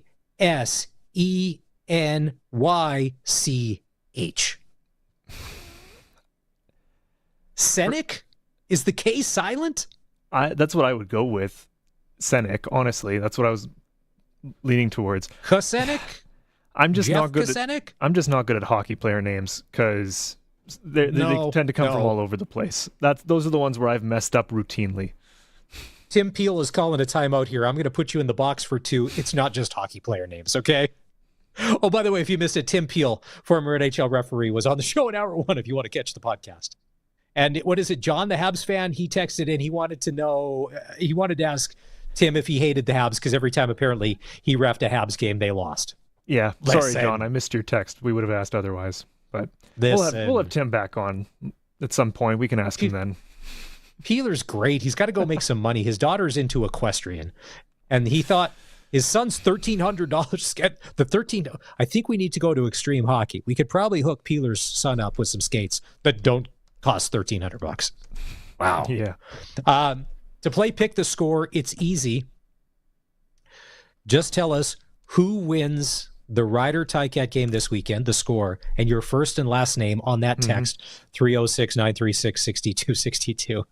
And then at the end of the week, we're just going to block out a whole segment. Colson is just going to read names from all throughout the week. Start to finish, just names nonstop. You could win tickets to the Labor Day Classic or a $200 gift card from SaskTel. I haven't agreed to this. I saw a post a while ago about kids' sports and athletics and which ones are the most expensive, and I don't think equestrian was on it. Because it should be. It should be, and I think that would be probably the most expensive. Not surprising. Ice hockey, I found it here. Ice hockey is the most expensive. When did they do this? And where? That is also relevant. We signed up our son, he's 5, for swimming lessons today. Now, keep in mind, when you're learning how to swim, it's not the most expensive, but swimming lessons were $128. The kids are in curling again this year. I think that's a couple $100. Yeah, we got to buy them their brooms and their shoes. And Colson, I was out today, and I know you don't have kids yet. I was out today our daughter's 13, and we're like at the point of, we think she needs her own phone. She's going to be going into grade 9. Everybody else has a phone. That doesn't mean that she needs one just because everyone else has one. I'm out trying to get a straight answer. How much does it cost to add a line to the plans we have? If we don't, and do you know that she'll get a better deal on a new phone than we would? And we've been with the same company for years. Her as an outsider, never before customer will get a better deal on an iPhone than sucker loyal over here. I have friends who switch providers every 4 or 5 years just because they keep doing deals for new customers, but not deals for loyal customers. So yeah, that's definitely a thing. I know. I know, because all the back to school deals are on, and the reason why the iPhone 16s are very attractive and there's incentives is because on September 17th, I was told earlier today, Apple will be announcing and introducing the iPhone 17. But yeah, and if we get her a phone, no social media, just for texting, mom, grandma, dad. Just get her a flip emergencies, stuff like that. No, honestly, I looked at the Mike McCullough special in the store, but it was the texting thing where you got to you're hitting the 2 multiple times to do it. And then I don't want to be in trouble with my wife. If I brought home a flip phone and I should have got her, I will never hear the end of it. So, yeah, it's a lot. By the way, if I said yesterday there was 3 weeks left in the kids' summer vacation, today there's 2 weeks and 6 days left in the kids' summer vacation, just in case anybody's keeping track. All right, time to go back to Mosaic Stadium. Riders were back on the field. The bye week is over. And voice of the Saskatchewan Roughriders, Dave Thomas, had a chance to catch up with head coach Corey Mace. Coach Mace, a padded practice to kick off your return from the bye week. Is there a message behind that? Just to get us humming, after some time off. I think it's good. It's good competition, and really I thought the guys enjoyed it anyway, so it worked out good. So how do you pick up where you left off? Again, riding a high after that win in Montreal compared to the last time that you came off a bye week and maybe came out a little flat against Calgary. How do you counteract that? Yeah, I just think, you got to learn from those mistakes. And again, I don't want to take anything away from Calgary, because we know they're a good team, man. But, I thought as far as our effort was concerned and how we looked, it just didn't look like us. You know what I mean? So, just learn from that and just put in the front of your mind that same thing we talk about, you got to prove it every week, and you can never let your foot off the gas. Now, all of this being said, the team is still 7-1. Did you take off any time to enjoy that mark or have any happy emotions? A little bit of happiness just about, I think, how we performed the last game is just, I thought, to this point was the closest thing that we've looked to the version of what we want to be, and still lots of room to grow. But that, whatever, that was just the last game. Everything else is just, it is what it is, and we're very conscious of this is not anything that we set out to do, is where we're at currently. So there's lots of work to do, and we'll continue just to push to find ways to get better. You obviously were on a roll, Coach, heading into the bye week. Does that momentum carry forward? I think just, it's good, I think, just mentally and physically for some of the guys just to have some time. They miss each other, so it's good to have everybody back. But, slate's clean. It's a new week against a really good football team who's hungry. And we got to be on it, man. It's every week is the same thing. But it's just, getting back into the groove of it and trying to hit the ground and running instead of having to baby step out of a bye week. We want to continue to progress forward. A lot of fans around the CFL are licking their chops for this week's matchup of division leaders. Tell me a little bit about the matchup as you see it. Yeah, no, incredible matchup. Their defense has been doing some outstanding stuff. They're coached well. Special teams, I know that the returner was banged up a little bit, but he's, one of the most electrifying guys in the league. And then offensively, what Bo's been able to do with, Kenny, obviously, and then, Keandre's been going and Tim's been rolling, and, Greg Bell's a good back, and their offensive line's been proven. Like, they're a good team. We believe we're a good team, and we know it's going to be a battle. But, we're playing with one extra here. I'm hearing the fans are showing up for this one, so it's going to be fun. The other matchup is Trevor Harris and Bo Levi Mitchell, two quarterbacks that a lot of people have a lot of appreciation for, which I'm sure you do too. Yeah, no, incredible amounts of respect. Personal opinion, two future Hall of Famers, in my opinion. Just to see them compete at a high level amongst their teammates. It'll be fun to take in for anybody who's coming to watch it. But, again, just having the time spent around both those guys, super competitive. They're going to do everything possible to push their team forward, and nothing but respect for both guys. So, it should be a good one. I like Coach Mace turning up the intensity day one after a bye week. Padded practice? Corey Mace, who are you? Wow. No easing into it.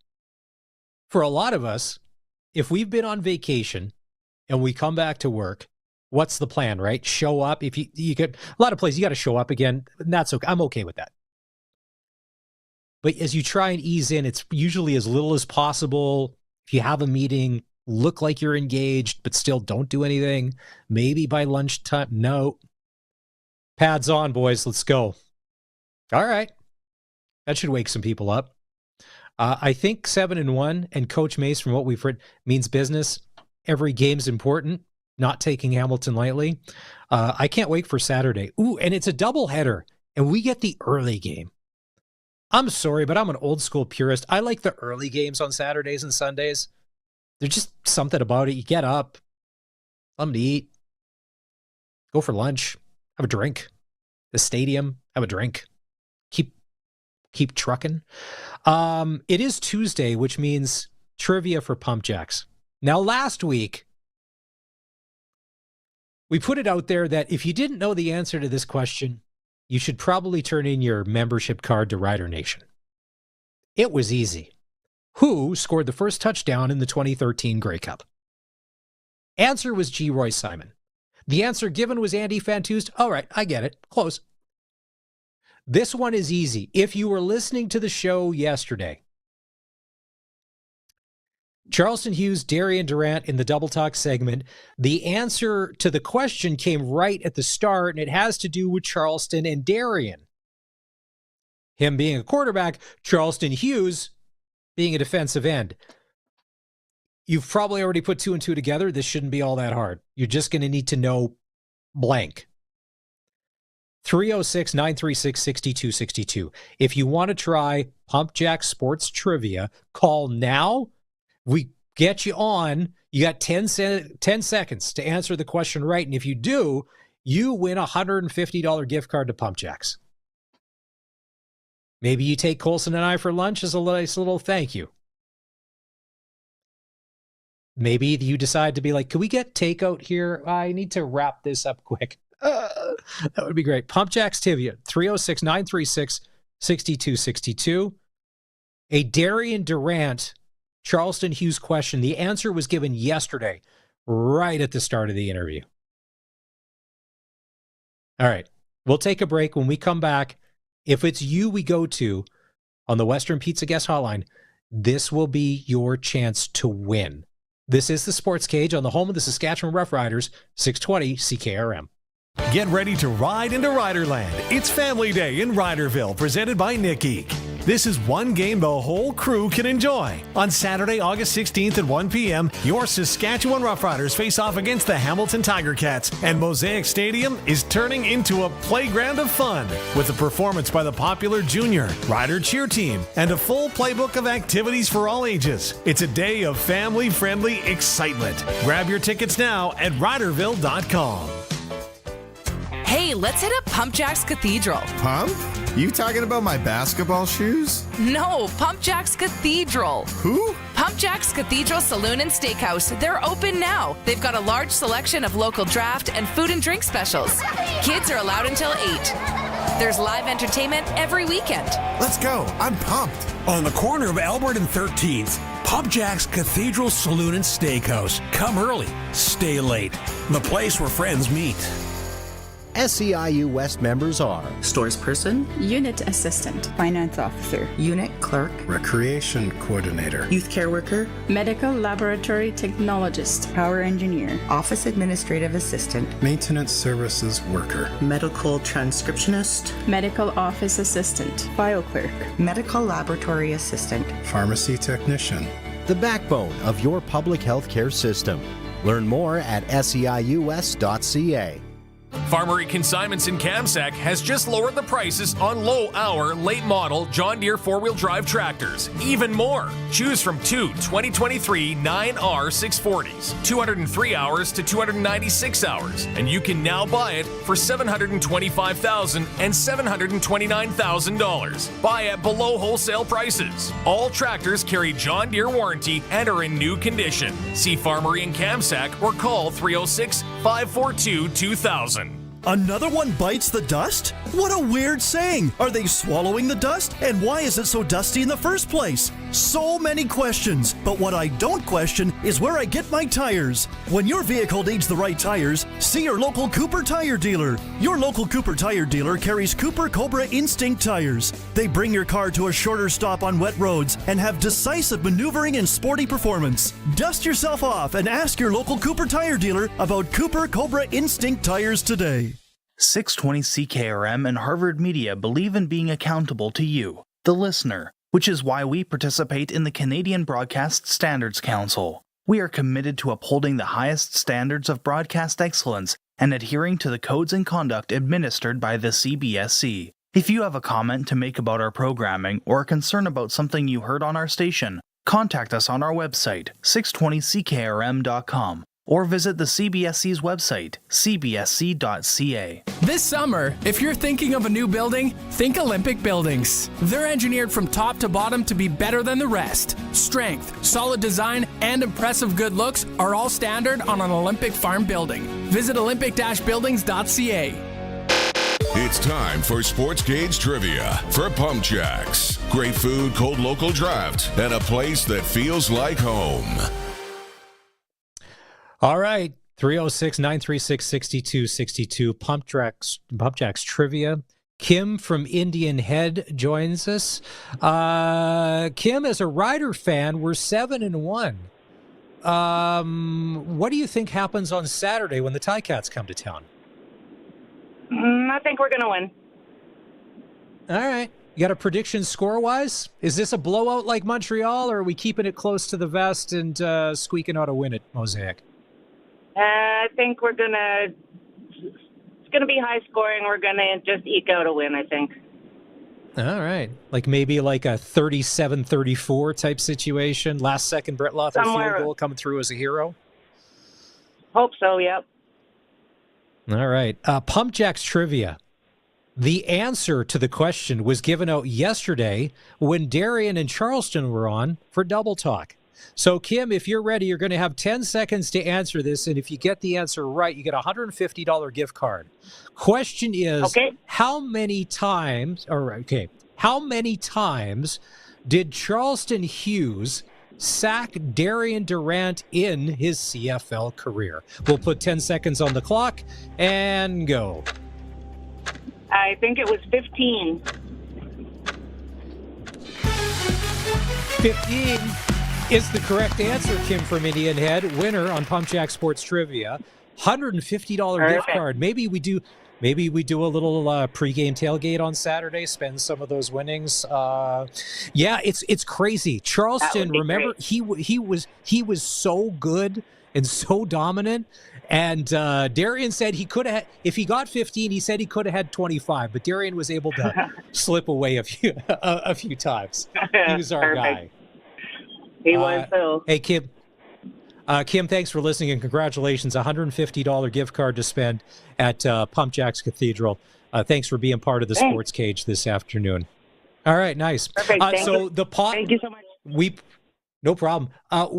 Pump Jacks Trivia, we'll do it again next Tuesday. The pot will reset at $50 and will grow with every wrong answer, and we will go from there. It pays to listen to the Sports Cage. All right, final break for this hour.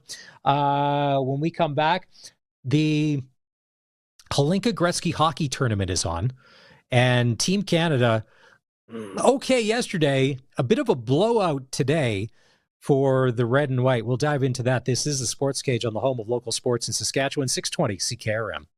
620 CKRM is your home to country's greatest hits and the 90s at 9. One full hour featuring the biggest hits of the 90s. Garth, Reba, Alan, Shania, George, and so much more. No cassette tape or CDs required, and 90s mullets are optional.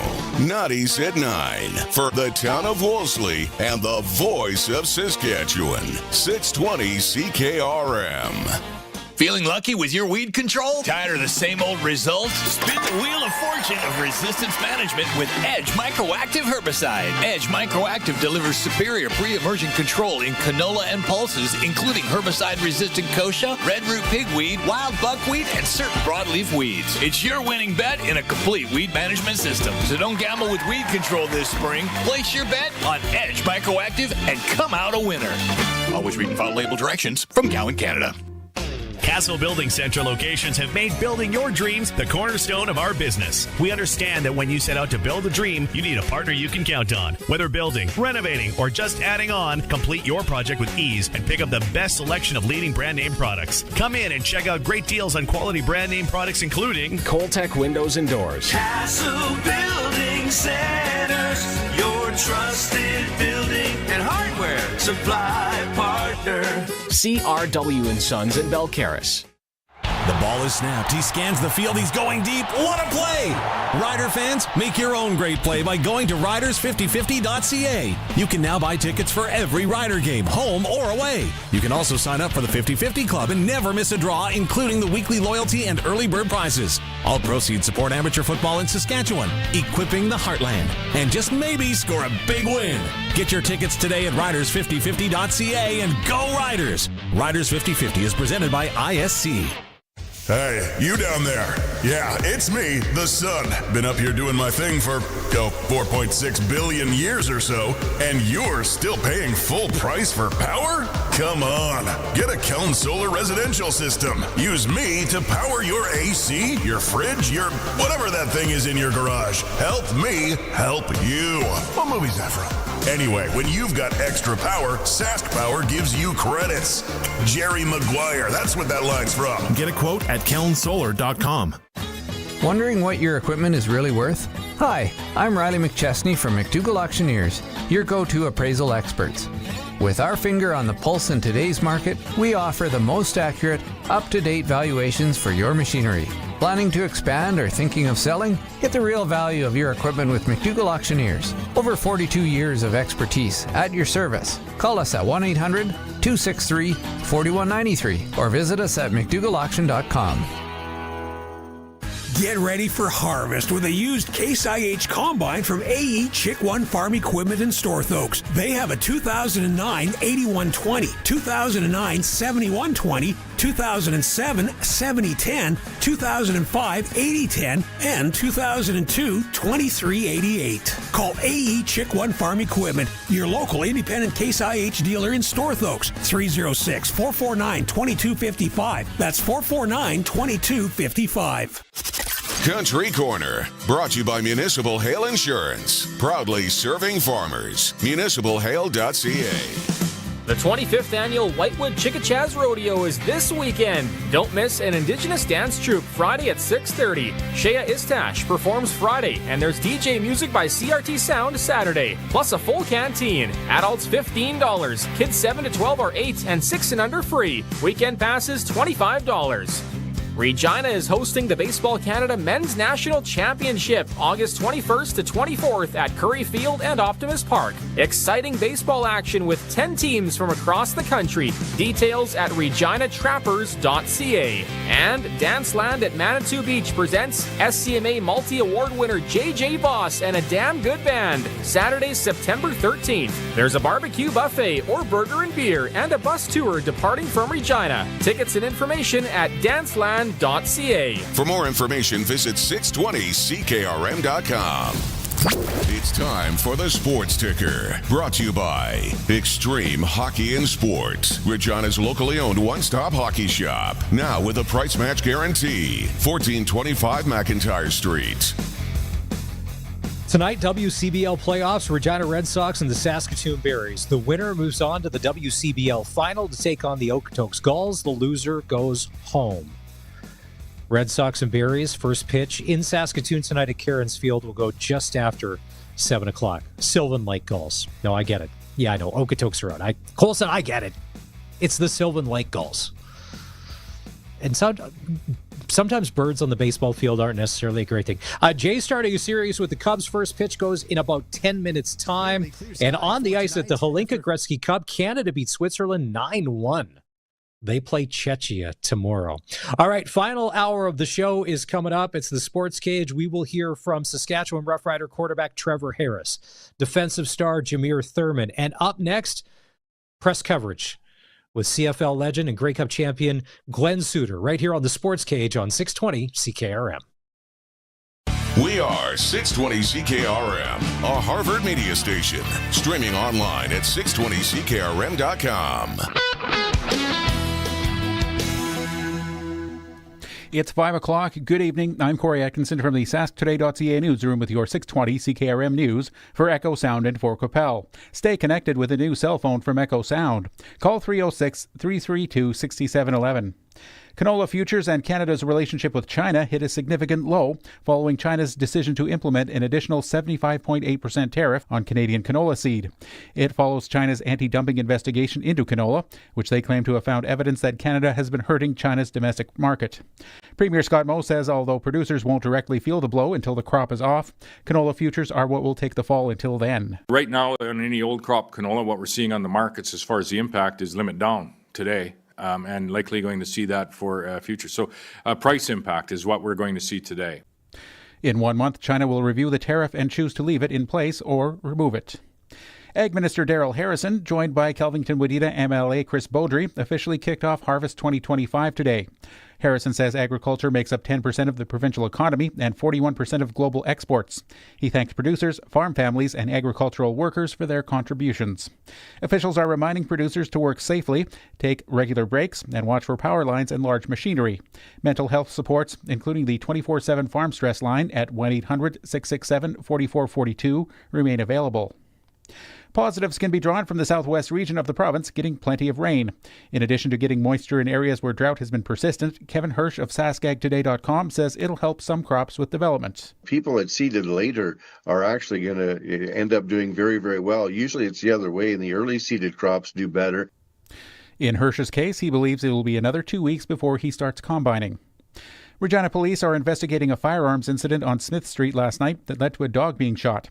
Officers responded at around 5:40 p.m. to reports of 2 men with guns inside a home, refusing to let people leave. While clearing the residence, a dog attacked a police service dog. An officer shot the animal, killing it. The police dog sustained minor injuries. The investigation continues, and no other information is available at this time. A Saskatoon transit bus driver has been charged after a hit-and-run sent a pedestrian to hospital.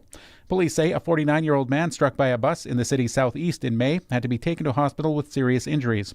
The 42-year-old bus driver has since been charged with failing to stop after an accident. The city says he no longer works for Saskatoon Transit.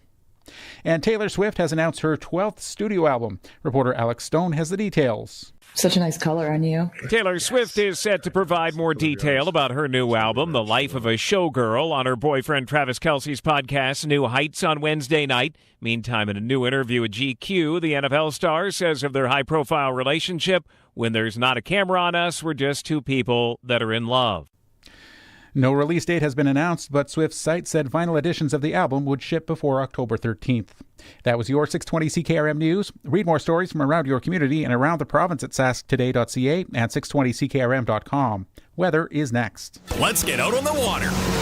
Now is the best time of year to buy a boat or pontoon at Kevin's Marine. Cast a line in a Lund fishing boat. Take the family out on a Four Winds boat. Or head out on a pontoon by Harris or Crest. Powered by Mercury Motors at the lowest prices of the year. There are manufacturer's rebates, dealer discounts, and low payment financing on a great selection of boats and pontoons. Plus Shoremaster aluminum docks and lifts. Kevin's Marine in Fort Capel. Enjoy your summer. Get out on the water. Stop by or shop online at kevinsmarine.com. Way to go, Travis Kelce. I mean, son. As fun as it is watching your 5-year-old run the wrong way or pick dandelions on the football field, what if I told you you could watch your favorite sports or shows on the go anywhere? Well, you can with MaxStream TV from Echo Sound, your SaskTel authorized dealer. Take MaxStream anywhere you go. Oh, wrong way, buddy. MaxStream and great internet plans available at Echo Sound, your SaskTel authorized dealer in Fort Capel, echosound.ca. Your 620 CKRM Precision Weather Forecast is brought to you by Croft Electric. 27 years of trusted, reliable home, farm, and commercial service for all your electrical needs. CroftElectric.com and on all socials. And also for Line-X Regina, Serious Protection, Killer Looks, 1865 McCarra Street.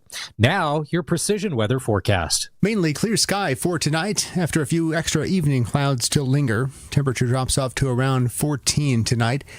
Where the wind drops off entirely, we'll see temperature dropping off a few more degrees, but a quick rise tomorrow under a generally sunny sky and a gusty southeasterly wind, 25 to 45 kilometers per hour through the afternoon. 27 is the high. There will be some cloud cover that mixes in through the late afternoon and early evening hours, and then we get back into a clear sky. It's going to be a fairly breezy night Wednesday night. Some showers may set up off to our east through the early part of the nighttime, but we are clear most of it. 15 is the low, and then mainly sunny on Thursday with a high of 22. Wind is still strong, but it shifts around into the southwest by Thursday morning, into the northwest by the afternoon. We may see some smoke filtering back in through the afternoon as well. 22 again on Friday with sunshine, partly sunny. 25 on Saturday. With your 620 CKRM weather forecast, I'm Precision Weather meteorologist Phil Spivak. He's at it again. Matt's sharpening his pencil to save you money at Matt's Furniture. Now till August 27th, save big on Whirlpool top-load washers and dryers. Get the Whirlpool 6.1 cubic foot top-load washer paired with the 7 cubic foot steam dryer for just $23.99. Or get the Whirlpool 5.5 cubic foot top-load washer with 7 cubic foot steam dryer for just $1,599. See in store for all the details and list of qualifying models. Matt's Furniture in Fort Capel, Kamsack, Melville, and Foam Lake, or online at mattsfurniture.ca. When you want the best for your truck, you want Line-X. Your truck has withstood the harshest elements Saskatchewan has thrown at it. Rocks, gravel, rain, sleet, and snow, and left with no chips, no rust. Line-X protective coating keeps your truck's bed liners, rocker panels, and bumpers looking like brand new. Don't settle for Brand X. Go with Line-X. It's serious protection. Come see why everybody loves taking their truck to Line-X Regina for their rocker panels, bumpers, and more. Line-X. Make your truck complete. 1865 McCarra Street. Broadcasting from Century Studios in downtown Regina, Harvard Media presents The Sportscage, where Saskatchewan comes to talk local sports. Brought to you by Sask Lotteries, bringing communities together. Sask Lottery products fund over 12,000 sports, culture, and recreation groups across Saskatchewan.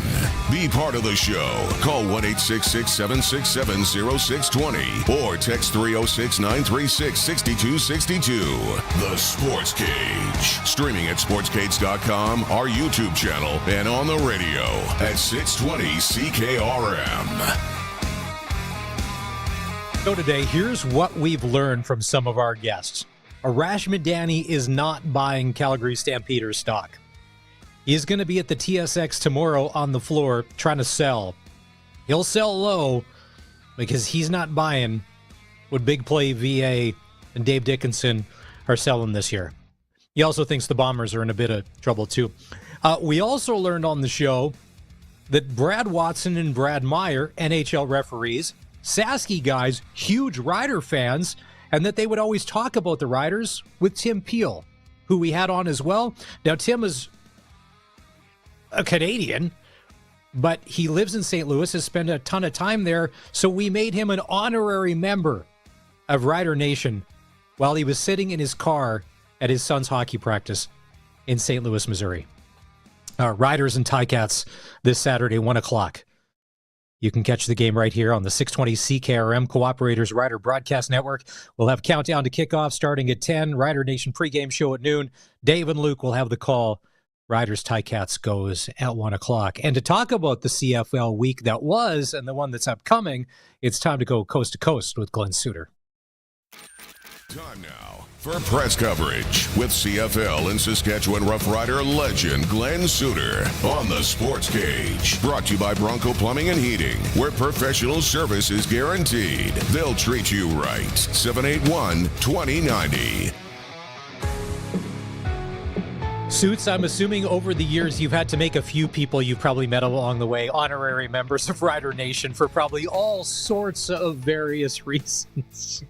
I forgot to tell him, though, if he has a couple of drinks watching the game this weekend, he needs to call the postgame show and act irrational. You got to get at least one phone call in on a Rider postgame show on CKRM before we can officially stamp your passport that you're part of Rider Nation. Yeah, walk all the way across a restaurant, Maz, to just tell me that you didn't like the game and that, I had once when I was playing in the keg in Regina, I had a fan come across the room and he was looking at me all night, so I could tell like he was going to say something because I was getting the side eye, all night. So he walks across and we had just lost the game and he says, I can't believe you're not practicing. You're not out there practicing right now. And I said, well, it's 7 p.m. It's dinner time. And he goes, no, but you guys suck. And how come you're not practicing? And I said, well, what do you do for a living? And he told me he worked at SaskTel, I believe. And I said, do you have time off? Like, do you, at the end of your workday, you go home for dinner? See, we're allowed to do that too. And we will get better, I promise you. Well, you better. Nice. You know what? It's one thing to come and say, if you're a fan, hey, so-and-so, hey, Glenn, I'm so-and-so, I'm a fan. It takes. I love it. Guts. I don't agree with coming up to say the mean stuff, but especially when someone's out for dinner like that, but you drop 2 client corporate names in there in that little hit. I like it. I like it. I don't even think of that stuff. I was just telling you. Oh, no, but that's what makes it real. Because when we stay generic to be like, I was here with so-and-so, it's like, if you have a wife, say her name. If you have kids, say who they are. Let us in. Like, people want to know, like, if you're going to be part of this every day, let us feel. It's like you getting interviewed after a big win or a big loss. It makes us feel like we know Glen Suitor a little better. People were saying, sorry, but I don't want to discourage people from coming over and saying hi either. I honestly, I love to do that.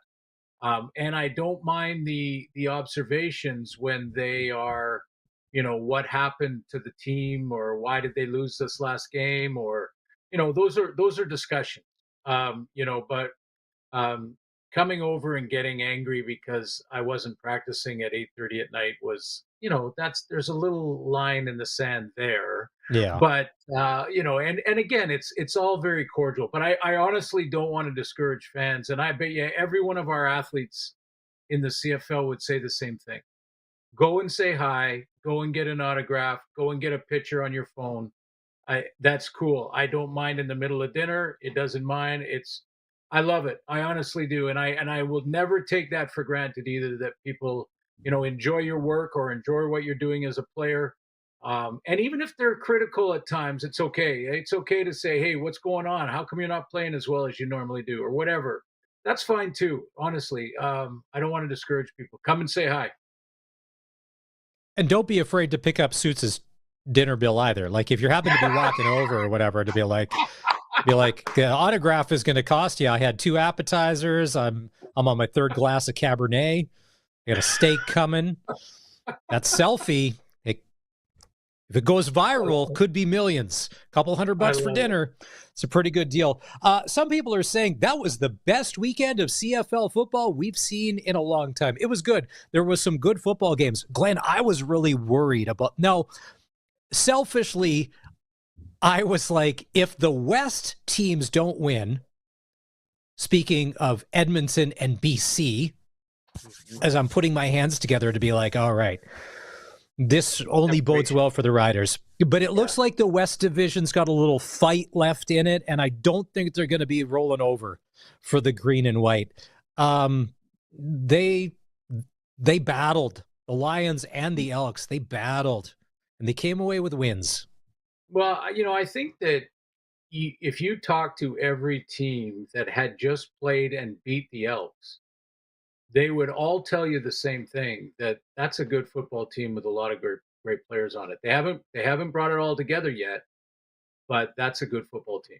And we're lucky to get out of this with a win. I think what was most impressive about this last one, first of all, good for Cody Fajardo. I heard when Bo Levi Mitchell, after his game and post-game interviews, say that Cody Fajardo is probably one of the most disrespected quarterbacks in the game.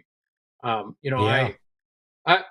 would agree. I think just by the way that he has sort of been passed over after great accomplishments and doing some really good things. I mean, you remember the pressure he had on him after taking the Riders to the West Final, and it didn't take long before he wasn't good enough, and a lot of people wanted him shipped out of town. Then he goes and wins in Montreal, and same thing. Again, wins a championship or leads the team to a championship win, and all of a sudden there's a shiny new toy in the locker room, and thank you for all your work, we're moving on.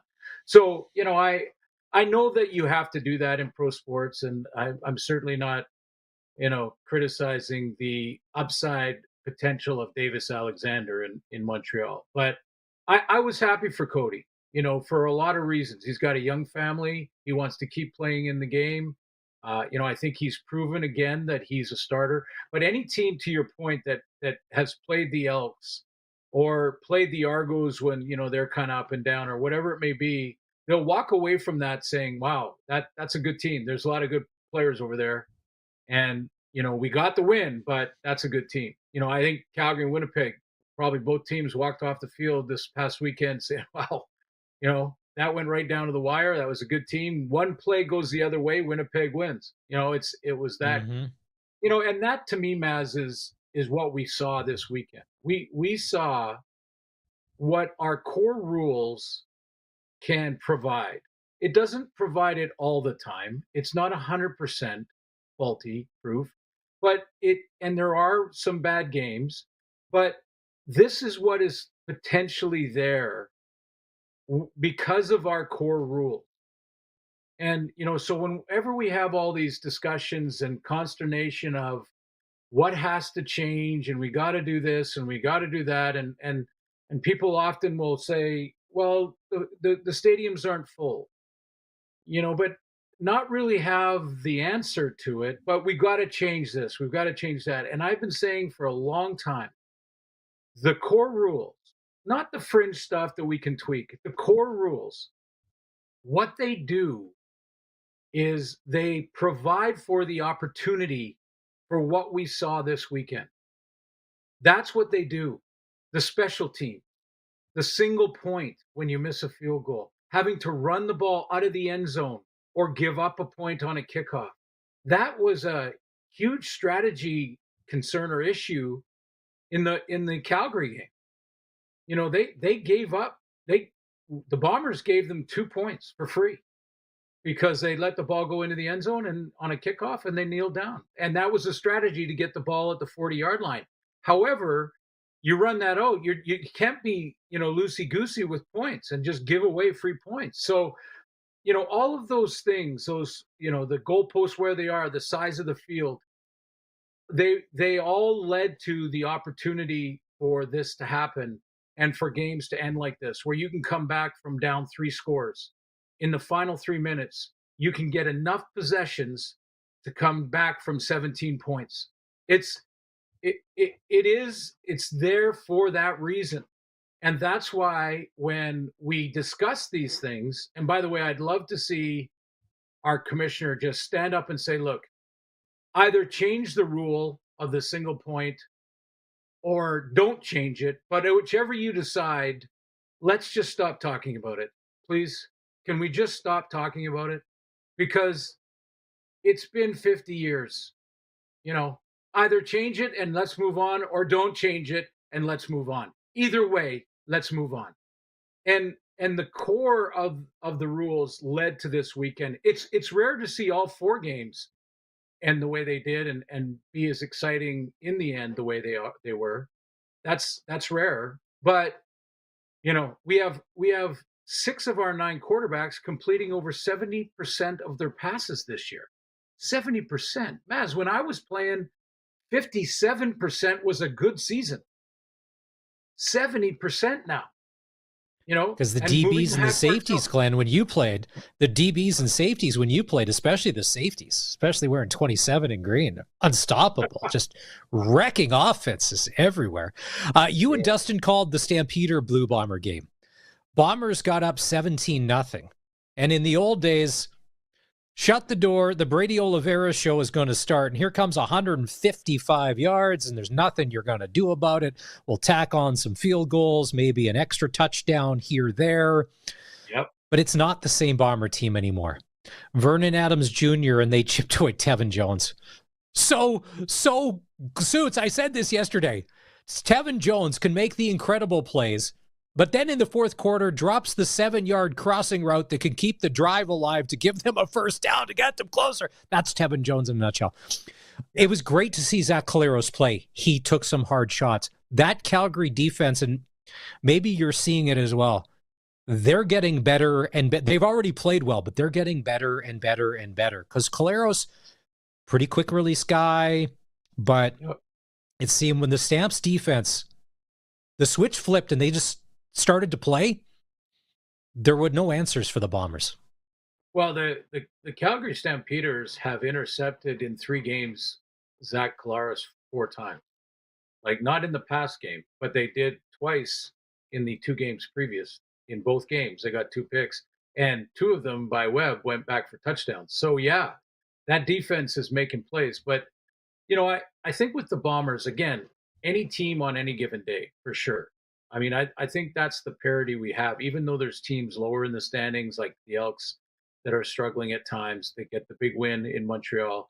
But, I think, like we said, any given day at any time. I just had a great conversation with Coach O'Shea today when we talked about that game, the Calgary game, and he brought up again the 3 or 4 plays that had they gone the other way, we win that game.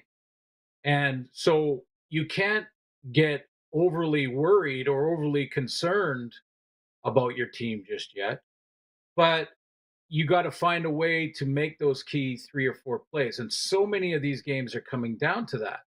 So the one thing I will say, though, about the Bombers is that I think for the last 4 years, 5 years, this Grey Cup appearance team, the team that keeps getting back to the Grey Cup, has had this mystique about it that, like you said, up by 2 scores, they're closing the door. It's over. Their defense starts to dominate. They put tons of pressure on the quarterback. Willie Jefferson blows everything up as he often does. And then they score 1 more and they take the game. The fourth quarter, it's pretty much a done deal. That mystique about it, that feeling that they are kind of invincible, the invincible team that, Maz, at the beginning of this season, you and I talked about the Labor Day, until they beat the Bombers on Labor Day, the Riders haven't done anything yet. I think that's how you described it. Like Labor Day, and then they got to go to then they got to go to Winnipeg and win there, where they don't. Just not a thing. Yeah. So that's a big game coming up. That's not very far away here to get into Winnipeg and see. And that's not going to be, even the way the Bombers have been up and down and 500 right now, that's going to be a tough win for the Riders. So, again, I think that's where we're at now with all of these teams. Ottawa is right in that same. You look at Ottawa's receiving core and tell me that's not a dangerous receiving core that could beat anybody with Drew Brown at the helm. It is. So, I know. I love the parity. If you were being honest, Suits, on Saturday, it was 22-1 for the Argos. I stopped watching. I was folding laundry. I was doing a million other things. I was not watching. The game was over. It's over. And then Ryan Dinwiddie, who's a really good coach, but it looks like he's at his wit's end as far as what buttons does he have to push or dial up. I thought, and Rider fans, you can agree or disagree, but we saw it happen here with Anthony Lanier. He could be so good and change games and wreck plays. But then every once in a while, an undisciplined Anthony Lanier penalty, whether it be after the whistle or something that just was not needed that extends a drive. And then that happened there. And I'm like, man, because what was it, a unnecessary roughness or a misconduct or whatever it was near the goal line, gave them a fresh set of downs. And it didn't even affect the play. It was a selfish penalty that killed it. And if you're Dinwiddie, those cost coaches jobs. Yeah, well, honestly, it's part of the responsibility of the coach. And, we've seen lack of discipline in Saskatchewan that probably was contributing factor to the changing of the coach a couple of years ago. Mm-hmm. So, I will tell you, and this is, I stole this from Kent Austin, who was a coach in Hamilton, of course, a famous rider. Who? But Never Kent heard of the guy. Yeah, exactly. Don't tell them we said that. Yeah, Kent used to tell me. He said, when you have those guys on your team that are repeat offenders in the personal foul department after the whistle, they're repeat offenders. Not the guy that gets it once in a while. That's going to happen, and you live with it. But the repeat offenders, the spotlight will find that guy at the worst possible time, and he will cost you games. So you can either keep riding it out for those good moments, hoping, crossing your fingers that in the playoff game, in a one-possession game, he doesn't get that penalty for taking a swing at an offensive lineman or whatever it might be. If you have that guy in your room, the spotlight will find him at the worst possible time, and it'll cost you a game. And it might be the big game. So he used to say you gotta. That's where the coach responsibility comes in. What Ryan Dinwiddie can't control, Maz, is that the amount of free agents he lost after they won the cup. Mm-hmm. And that happened. You're a good team. People are going to try to pluck players from your team. And Winnipeg goes through it too, all the time, and has over the last few years. But what he can control is the guys he does have the team. And I think that's why we're seeing that frustration publicly from Ryan Dinwiddie. We're seeing him just, someone's going to get cut. I've heard that, like, this is unacceptable. All these, frustrating moments that he's had in front of the microphone after games where he knows that you can't win when you're selfish. Not in this game. You can in other sports, but not in this game. Week 11 in the CFL starts Thursday. Ottawa is at Winnipeg. Toronto is at Edmonton on Friday. Elks could be looking at another win there, 2 in a row. Hamilton at Saskatchewan on Saturday at 1, and then Montreal at BC on Saturday. Another intriguing game. What's your schedule this week, Suits? What game or games are you doing? I have the Bomber game, so I leave tomorrow for Winnipeg. So we just talked to this morning. We talked to Ottawa. We talked to Drew Brown and Coach Bob Dice, and also the Bombers and Coach O'Shea and Brady Oliveira and Willie Jefferson. So those were our interviews today to get some info on that one. And then after that, I will have that Edmonton Argo game. Edmonton, the Argos, and Ottawa are all now looking at.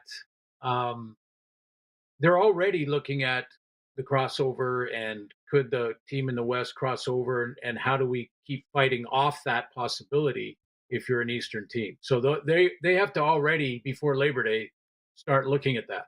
And that's why these games are important. Because I look at it here. If the West comes through again, Winnipeg picks up a win, Edmonton and BC, the game's closer to the Riders.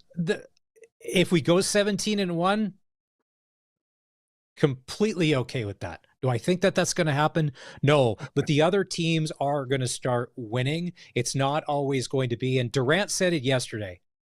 In the West Division, records don't matter, never have, never will. Like, as you said, any given day, especially in the West, it doesn't matter. So don't take the 4-5 Bombers lightly. They're still the Bombers. And maybe they want you to do that. Maybe Mike O'Shea and those guys are like, yeah, we're 4-5. Doesn't mean that they can't beat you if they come through and play their game.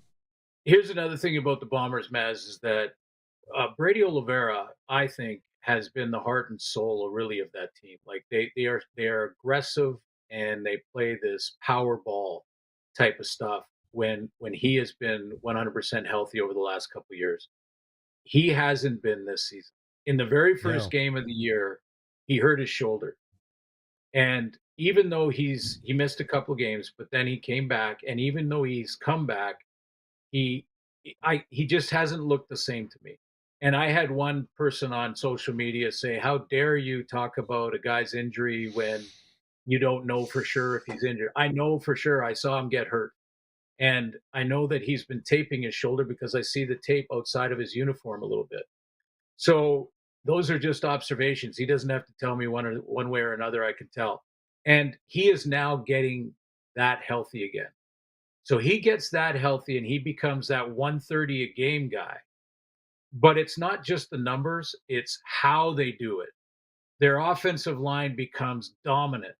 They run the ball until they go play action and throw it behind you. Exactly. It's a confidence thing that snowballs, because when they start rolling, it's like the machine you can't stop. You can't just look at the yards that when they rack them up, because that doesn't tell the story. It's the emotion that goes along with it, and that's how they play. When they're playing emotional football, and they're beating you not only with the yards, but then, that he's smacking the helmet after the play. It's like he's unstoppable. I'm going to go Anthony Lanier. That would drive me crazy, and I'm probably going to I'm going to swing, because I don't want that. I don't need you celebrating after that run. And that's the part that seems to be missing with Bomber football this year.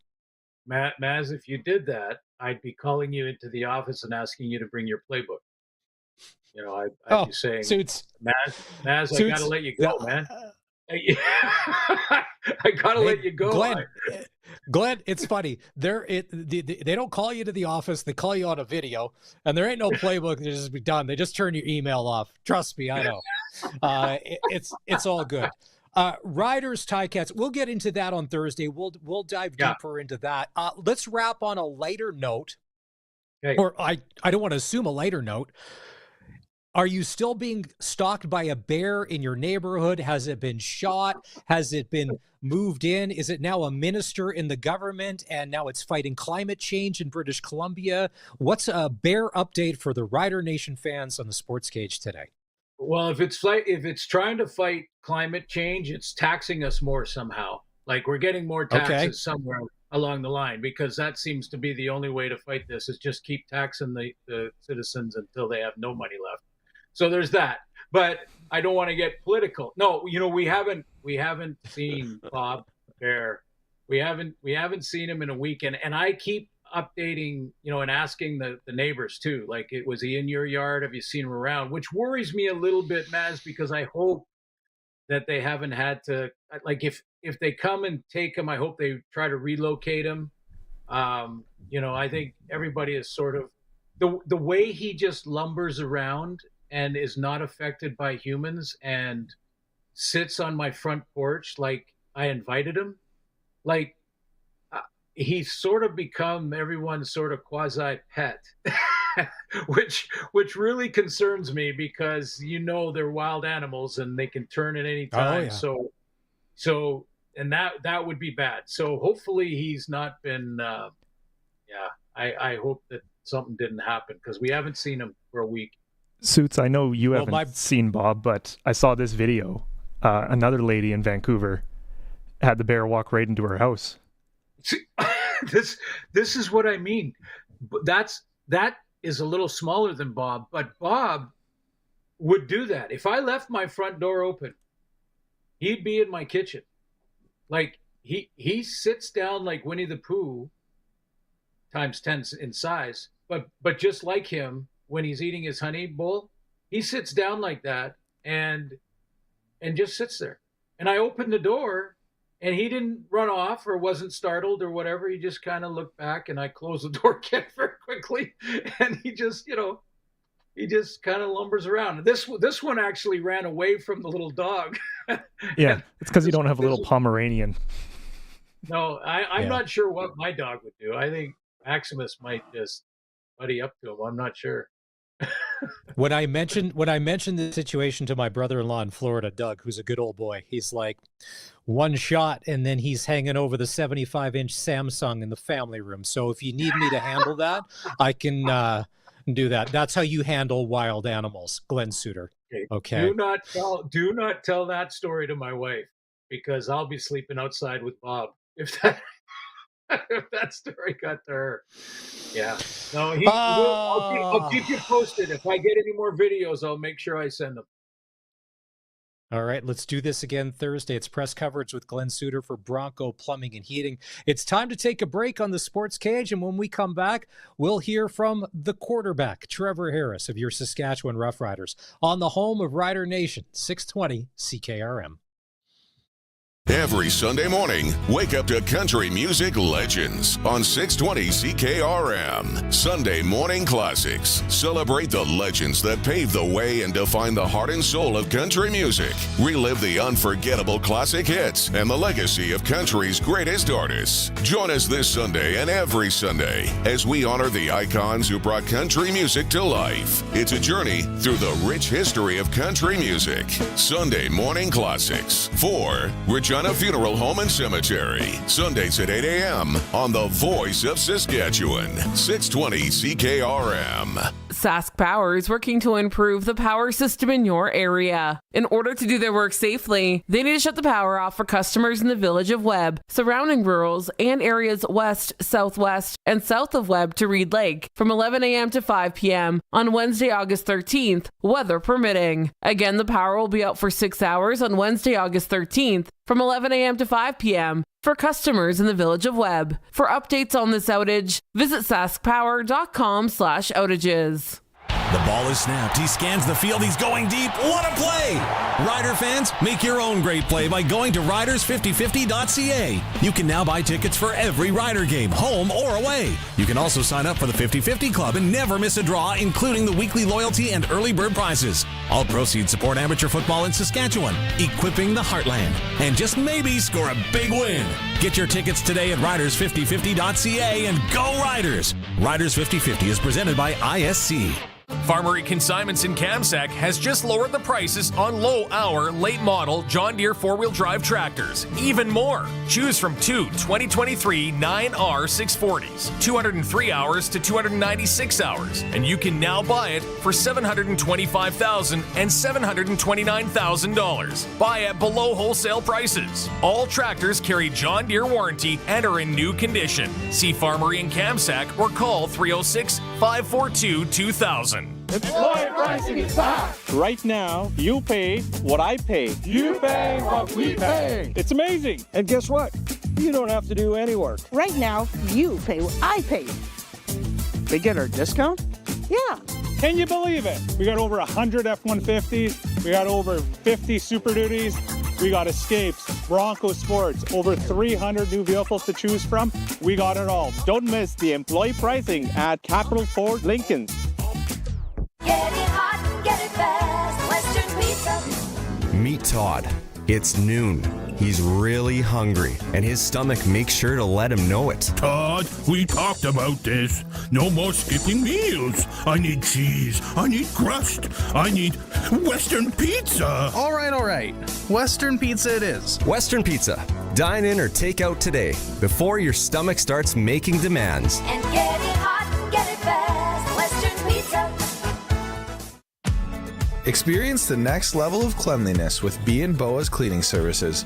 We bring reliable service, eco-friendly practices, and flexible scheduling to homes, businesses, and industrial spaces. Whether it's your office, home, or warehouse, we'll have your space shining. B&Boa's Cleaning Services. From homes to industries, we clean with care. Visit bboascleaning.com. For an RTM home that doesn't look like an RTM home, check out Olympic RTMs. Built just minutes outside Regina, Olympic RTMs has modern, stylish new homes with clean lines that are ready to move within 6 months. Your new home is waiting for you at olympicrtm.ca. It's time for the Sports Ticker, brought to you by Steelcraft Doors Regina, made in Western Canada for Western Canadians. Game 3 tonight in the Western Canadian Baseball League playoffs. Saskatoon Berries and the Regina Red Sox. Winner moves on to the WCBL final to take on the Sylvan Lake Gulls. First pitch tonight in Saskatoon at Cairns Field will go at 7 o'clock. The Jays start a series with the Cubs just underway at Skydome. And on the ice at the Hlinka Gretzky Cup, Canada beat Switzerland earlier today 9-1. Tomorrow they play Czechia. Programming note tomorrow on the Sports Cage just after 4 o'clock. CFL great. Oh, there was nobody better when he was in his prime. Receiver Nick Lewis will be joining the program. He was a threat catching the ball. He was a threat blocking. Nick Lewis joining the Sports Cage tomorrow, just after 4 o'clock. It's Maz in for Barney today, along with one of the double C's, Colson Schultz, running things at Century Studios. It was back to practice today. The bye week's over for the Saskatchewan Roughriders. And Dave Thomas had a chance to catch up with Saskatchewan Roughrider quarterback Trevor Harris. Trevor Harris, how did it feel to get back on the field? It was good. It felt like it was long. I was just ready to get back to playing, and so just happy to be back here. But got to spend some great time with the family and took the kids to a nice water park and have some fun. In your estimation, was it a bad time for a bye week and maintaining the momentum that you had built, especially after that Montreal game? Honestly, I'm not sure if it was just because of momentum thing. I just want to keep playing.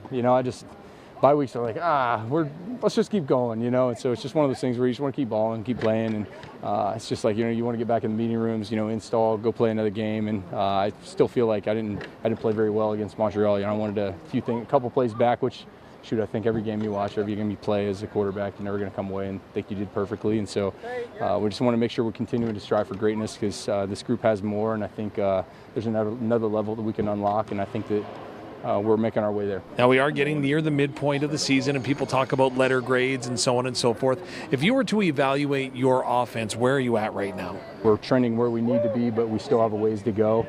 If we want to sit here and pat ourselves on the back for being 7-1, there's no 7-win team that's getting into playoffs. So nobody's over here, exhaling or letting off the accelerator. It's full blast go because we got boxes we want to check as a team, and winning 7 games wasn't one of them.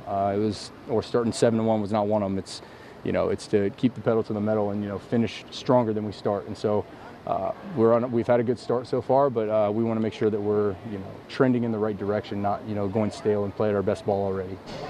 So moving forward into this week and beyond, where do you want to see your team improve? Yeah, I want us to be the most efficient team in the CFL in the red zone, and I want us to be the best team on second long, and I want us to be the most efficient team on first down. And so there's tons of things. There's always going to be spots that we can talk about with routes or depths or timing or certain spaces in zones or certain leverages in man. Way to go those sorts of things in the pass game, and I think we can do a better job of establishing the run and getting AJ going, because those 100-yard games that we were seeing early in the year, they're going to happen again because our offensive line's a tremendous offensive line. They're playing viciously well this year, and we just want to see those games pop again for AJ and make sure we're running the football effectively. Now, I know you'll never share the field with Bo Levi Mitchell, but obviously you two are competitors going head-to-head in this league for an awful long time. Talk about that rivalry and maybe that matchup as you see it. Always admired Bo from afar, watching him play. Makes the game look easy, never never gets sped up. He does a tremendous job of obviously his touchdown interception ratio is as good as I've seen up here since I've been up here this year, and he's done a tremendous job kind of reinventing himself in terms of, always wanting to take shots and go push the ball down the field no matter what, to taking what the defense gives him. And, when you find quarterbacks that can do that and take shots down the field, it becomes a problem. And so you can see that he's become a problem across the league. And so I have a lot of admiration and respect for Bo, but at the same time, I'm not going to be too worried about what he's doing in the game. I just got to make sure that I'm operating our offense as best we can and going against a really good defense. Trevor, this team in the last couple of years is 2-2 coming out of bye weeks. How do you make sure you pick up where you left off? Understand the week of practice is the most important thing we have. So the most important thing we have is our quick meeting after this to fine-tune the details of what we just did. The most important thing we do is recover our bodies and get a great night's sleep, and then tomorrow have the best meetings of the year and come out here and have the best practice of the year. And tomorrow it's just about us holding each other accountable, because at this point we're going to be playing some tremendous teams in these next 5 weeks before our next bye. And so we've got to make sure that we have our pedal in the metal and our details down, because if not, this season that everybody's talking about great we are can turn really fast. But we've got a focus group where we're not worried about the negatives. We're just thinking about where we can go positive from here. So lastly, I guess, what are you focusing on when it comes to the Hamilton Tiger Cats this weekend? Yeah, I think it's nothing different. It's staying ahead of the chains, being efficient on first down, converting second down, staying on the field, being able to get more reps, more plays, see what they're trying to do, how they're trying to attack us, take our shots when they give them to us, and when they blitz, finding certain holes in their zones, and we know that they're a good defense with some great personnel, and so if we're not on it, they're going to really punish us, and so we know that they're going to give us looks that we haven't seen before, but we'll do the same for them. This is pro football, and I think it'll be a nice, fun game to watch. I think everybody's if you're a CFL fan, you really look forward to watching a game like this. I love what Trevor Harris said. There is no 7-win team that is going to make the playoffs. Keep going. Pedal to the metal. And the fact that they want to be the most efficient team in the red zone, because if that's what's dogged the Riders, not just in the Trevor Harris era, but lately, marching the ball down the field, great between the 20s, in red zone, and then we're all stalls out. And it's field goal city, where teams like the Bombers, who are getting through to win and getting themselves to Grey Cups, they were taking advantage of those opportunities, and they were converting that to touchdowns. I think he sounds great. He's always been humble and very level-headed. He gives some great answers and keeping everything in its perspective. That's great. Also, Dave Thomas, voice of the Riders, had a chance to catch up with defensive star Jameer Thurman of the Riders, and this is what he had to say. Jameer, padded practice, first day back after the bye week. A good thing or a bad thing? It's a good thing, It's been some time off. We're having the pads on, a week off. It was great. But, that's a good wake-up call when you get back to, hit somebody and use your pads in practice. In your time in Saskatchewan, 2-2 coming off bye weeks, how do you make sure you pick up where you left off? Well, we just got to keep that same intensity, that we can't slack, can't get complacent. We just got to stay on top of each other. No mental mistakes, and, just the energy has to be how we left off. So it's just keeping guys accountable and holding guys accountable and just going out there and executing. Playing a team that you played back in week number 2, I would suggest you've changed, but so have they. Yeah. What's the changes? I don't think neither team has really changed that much. If anything, guys have gotten a little better at executing a little more, but I still think they are who they are and we are who we are, and whoever executes the best is going to come out and win. Statistically, Bo Levi Mitchell is playing some of the best football of his career. You've seen a lot of that career. Have you seen him change? As far as what, though? Well, evolving, how he's come about as maybe being a different player. I think the main thing is he is healthy, and him being healthy, that's how he plays when he's healthy. So, that's a good thing, for him. Best of luck to him. But at the same time, he still has to come in here on Saturday and deal with us. Well, he has to deal with you, so what do you do to make his life difficult? Oh, he knows what I'm going to do. I'm not too worried about that. He knows what I bring to the table. I know what he brings to the table, so we just go out there and compete. Having that much familiarity with one another, then, is it easier or harder to prepare for the other, knowing that somebody's got to have something different up their sleeve, don't they? Yeah, but at the same time, offensive guys, they know what their jobs are. we have to react on ours. So, he doesn't know what I'm going to do at the same time. But with film study, it goes a long way on game day. When you look at film study, how much are you looking in depth at tendencies, or do you rely on your eyes and your natural ability to decipher what's happening around you? Everything you just said, all of it plays a factor into it, and you just got to go out there and execute. Summers in Saskatchewan can get toasty. Be ready with a new Bryant air conditioner from Bronco Plumbing, Heating and Cooling. Bronco's Bryant air conditioners are tariff-free and in stock. When Bronco installs your new Bryant air conditioner, they'll only send qualified, courteous, professional tradespeople who will do the job right, including the cleanup. For a tariff-free Bryant air conditioner, call Bronco Plumbing, Heating and Cooling, 781-2090, or visit broncoplumbing.com. They'll treat you right. Join in all the fun at the 25th Annual Whitewood Chicka Jazz Rodeo, August 15th and 16th. Don't miss an Indigenous dance troupe, human chuck wagon races, beer gardens, live entertainment featuring Shea Istash, DJ music by CRT Sound, plus a full canteen. Adults $15, kids 7 to 12 are 8, and 6 and under are free. Weekend passes are just $25. Join the fun at the 25th Annual Whitewood Chicka Jazz Rodeo, August 15th and 16th. Employee pricing has been extended at Capital GMC. Capital GMC! What does it all mean? You pay what we pay. For limited time, get employee pricing on any new GM vehicle in stock. This special offer is exclusively available at Capital GMC. Or check out our certified pre-owned inventory. They all come with 30-day exchange privilege, manufacturer's warranty, and more. Don't miss your last chance at employee pricing. Now available on any new vehicle. Only at Capital GMC. Some of the best memories are made in the stands. On Saturday, August 16th at 1 p.m., bring the whole family and experience Riderland at the Family Day game, presented by Nikik, as the Riders take on the Hamilton Tiger Cats. For fans of all ages, it's a day to cheer together, laugh together, and show your Rider pride. Be part of something unforgettable. The Riders versus the Tiger Cats, August 16th at 1 p.m. Get your Family Day tickets now at Riderville.com. Join Sask Express Theater Company for their 45th annual Performance Gala, August 22nd at the Delta Hotel Regina for Lost in a Musical. 3 friends, a magical jukebox, and a wish that every day could be just like a musical. What could go wrong? Experience an incredible dinner, silent auction, amazing Saskatchewan talent, and your favorite Broadway hits as these friends discover that perhaps not every life situation calls for a song and dance. Join Sask Express on August 22nd by visiting saskexpress.com. Affordable Trailer Sales have a full selection of parts and accessories. They're currently taking trade-ins and have new trailers arriving weekly. Come and get a doggone good deal. It's time to get out and live. Do it with an RV from Affordable Trailer Sales. Hey, dog, come on, dog. Me and Doug want you to go to South Service Road right now. Get a good deal. Affordable Trailer Sales, Highway 1 West, South Service Road. AffordableTrailerSales.ca. Are you relying on credit cards to make ends meet? Are you making just the minimum payment and carrying a balance month after month? It's time to break free from the debt spiral and take control of your finances. I'm Jasmine Brown, a licensed insolvency trustee at BDO here in Regina. During a free consultation, I can explain all your debt relief options and stop your credit card bills from piling up. Call 1-833-BDO-TALK or visit bdodebt.ca to discover your debt-free future.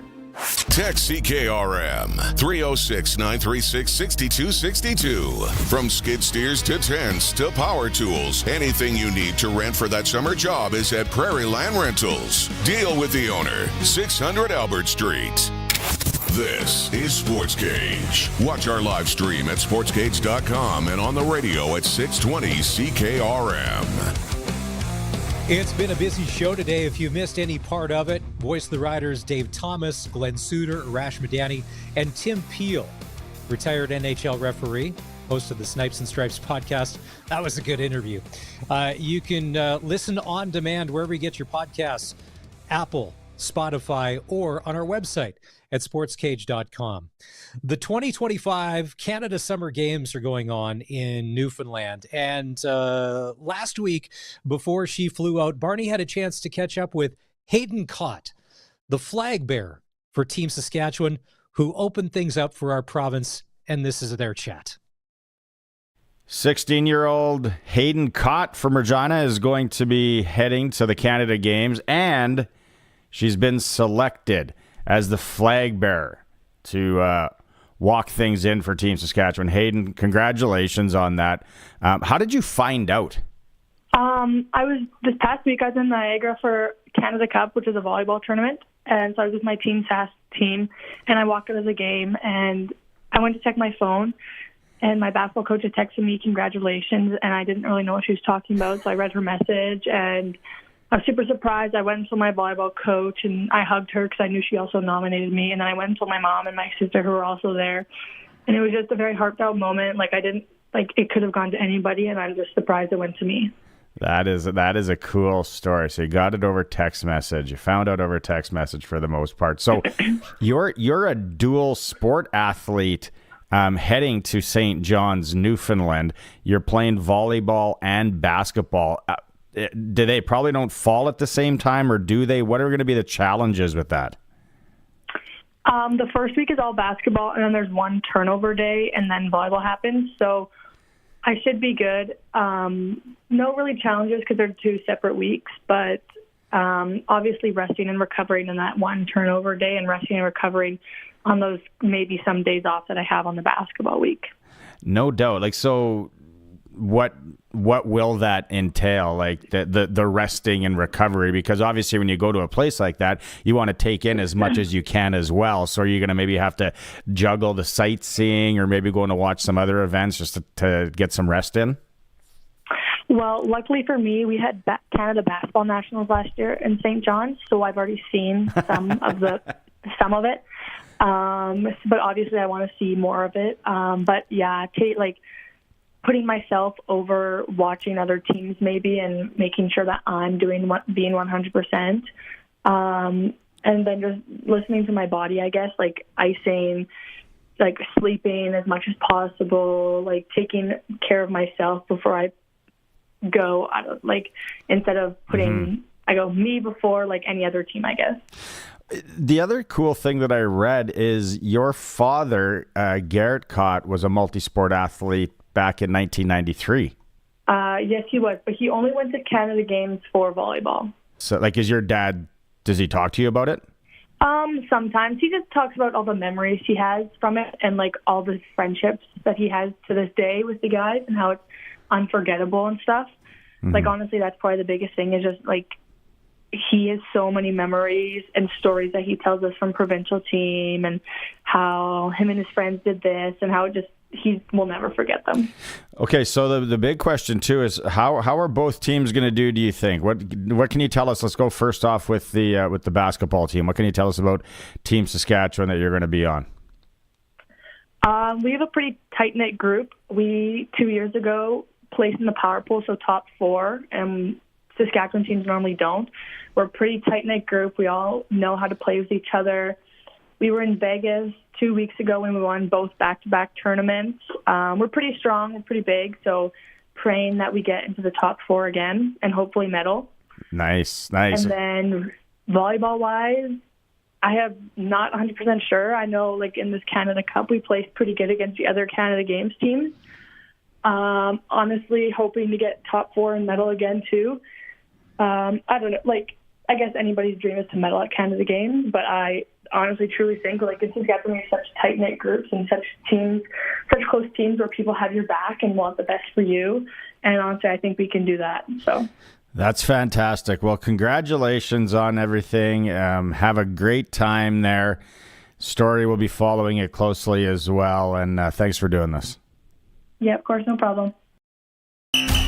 Rider Nation lives on 620 CKRM. I'm Dave Thomas, voice of the Saskatchewan Roughriders. Saturday is game day as the Riders take on the Hamilton Tiger Cats. Countdown to kickoff with Justin Duncan, Tegan Whitco's at 10. The pregame show's at 12. And kickoff with Luke Mullender and I is at 1. Saskatchewan Roughrider football on the Cooperators Rider Broadcast Network is brought to you by Proline Gold Fungicide, Redhead Equipment, Sask Lotteries, and Nelson Homes. Stream every moment of Rider football at sportscage.com.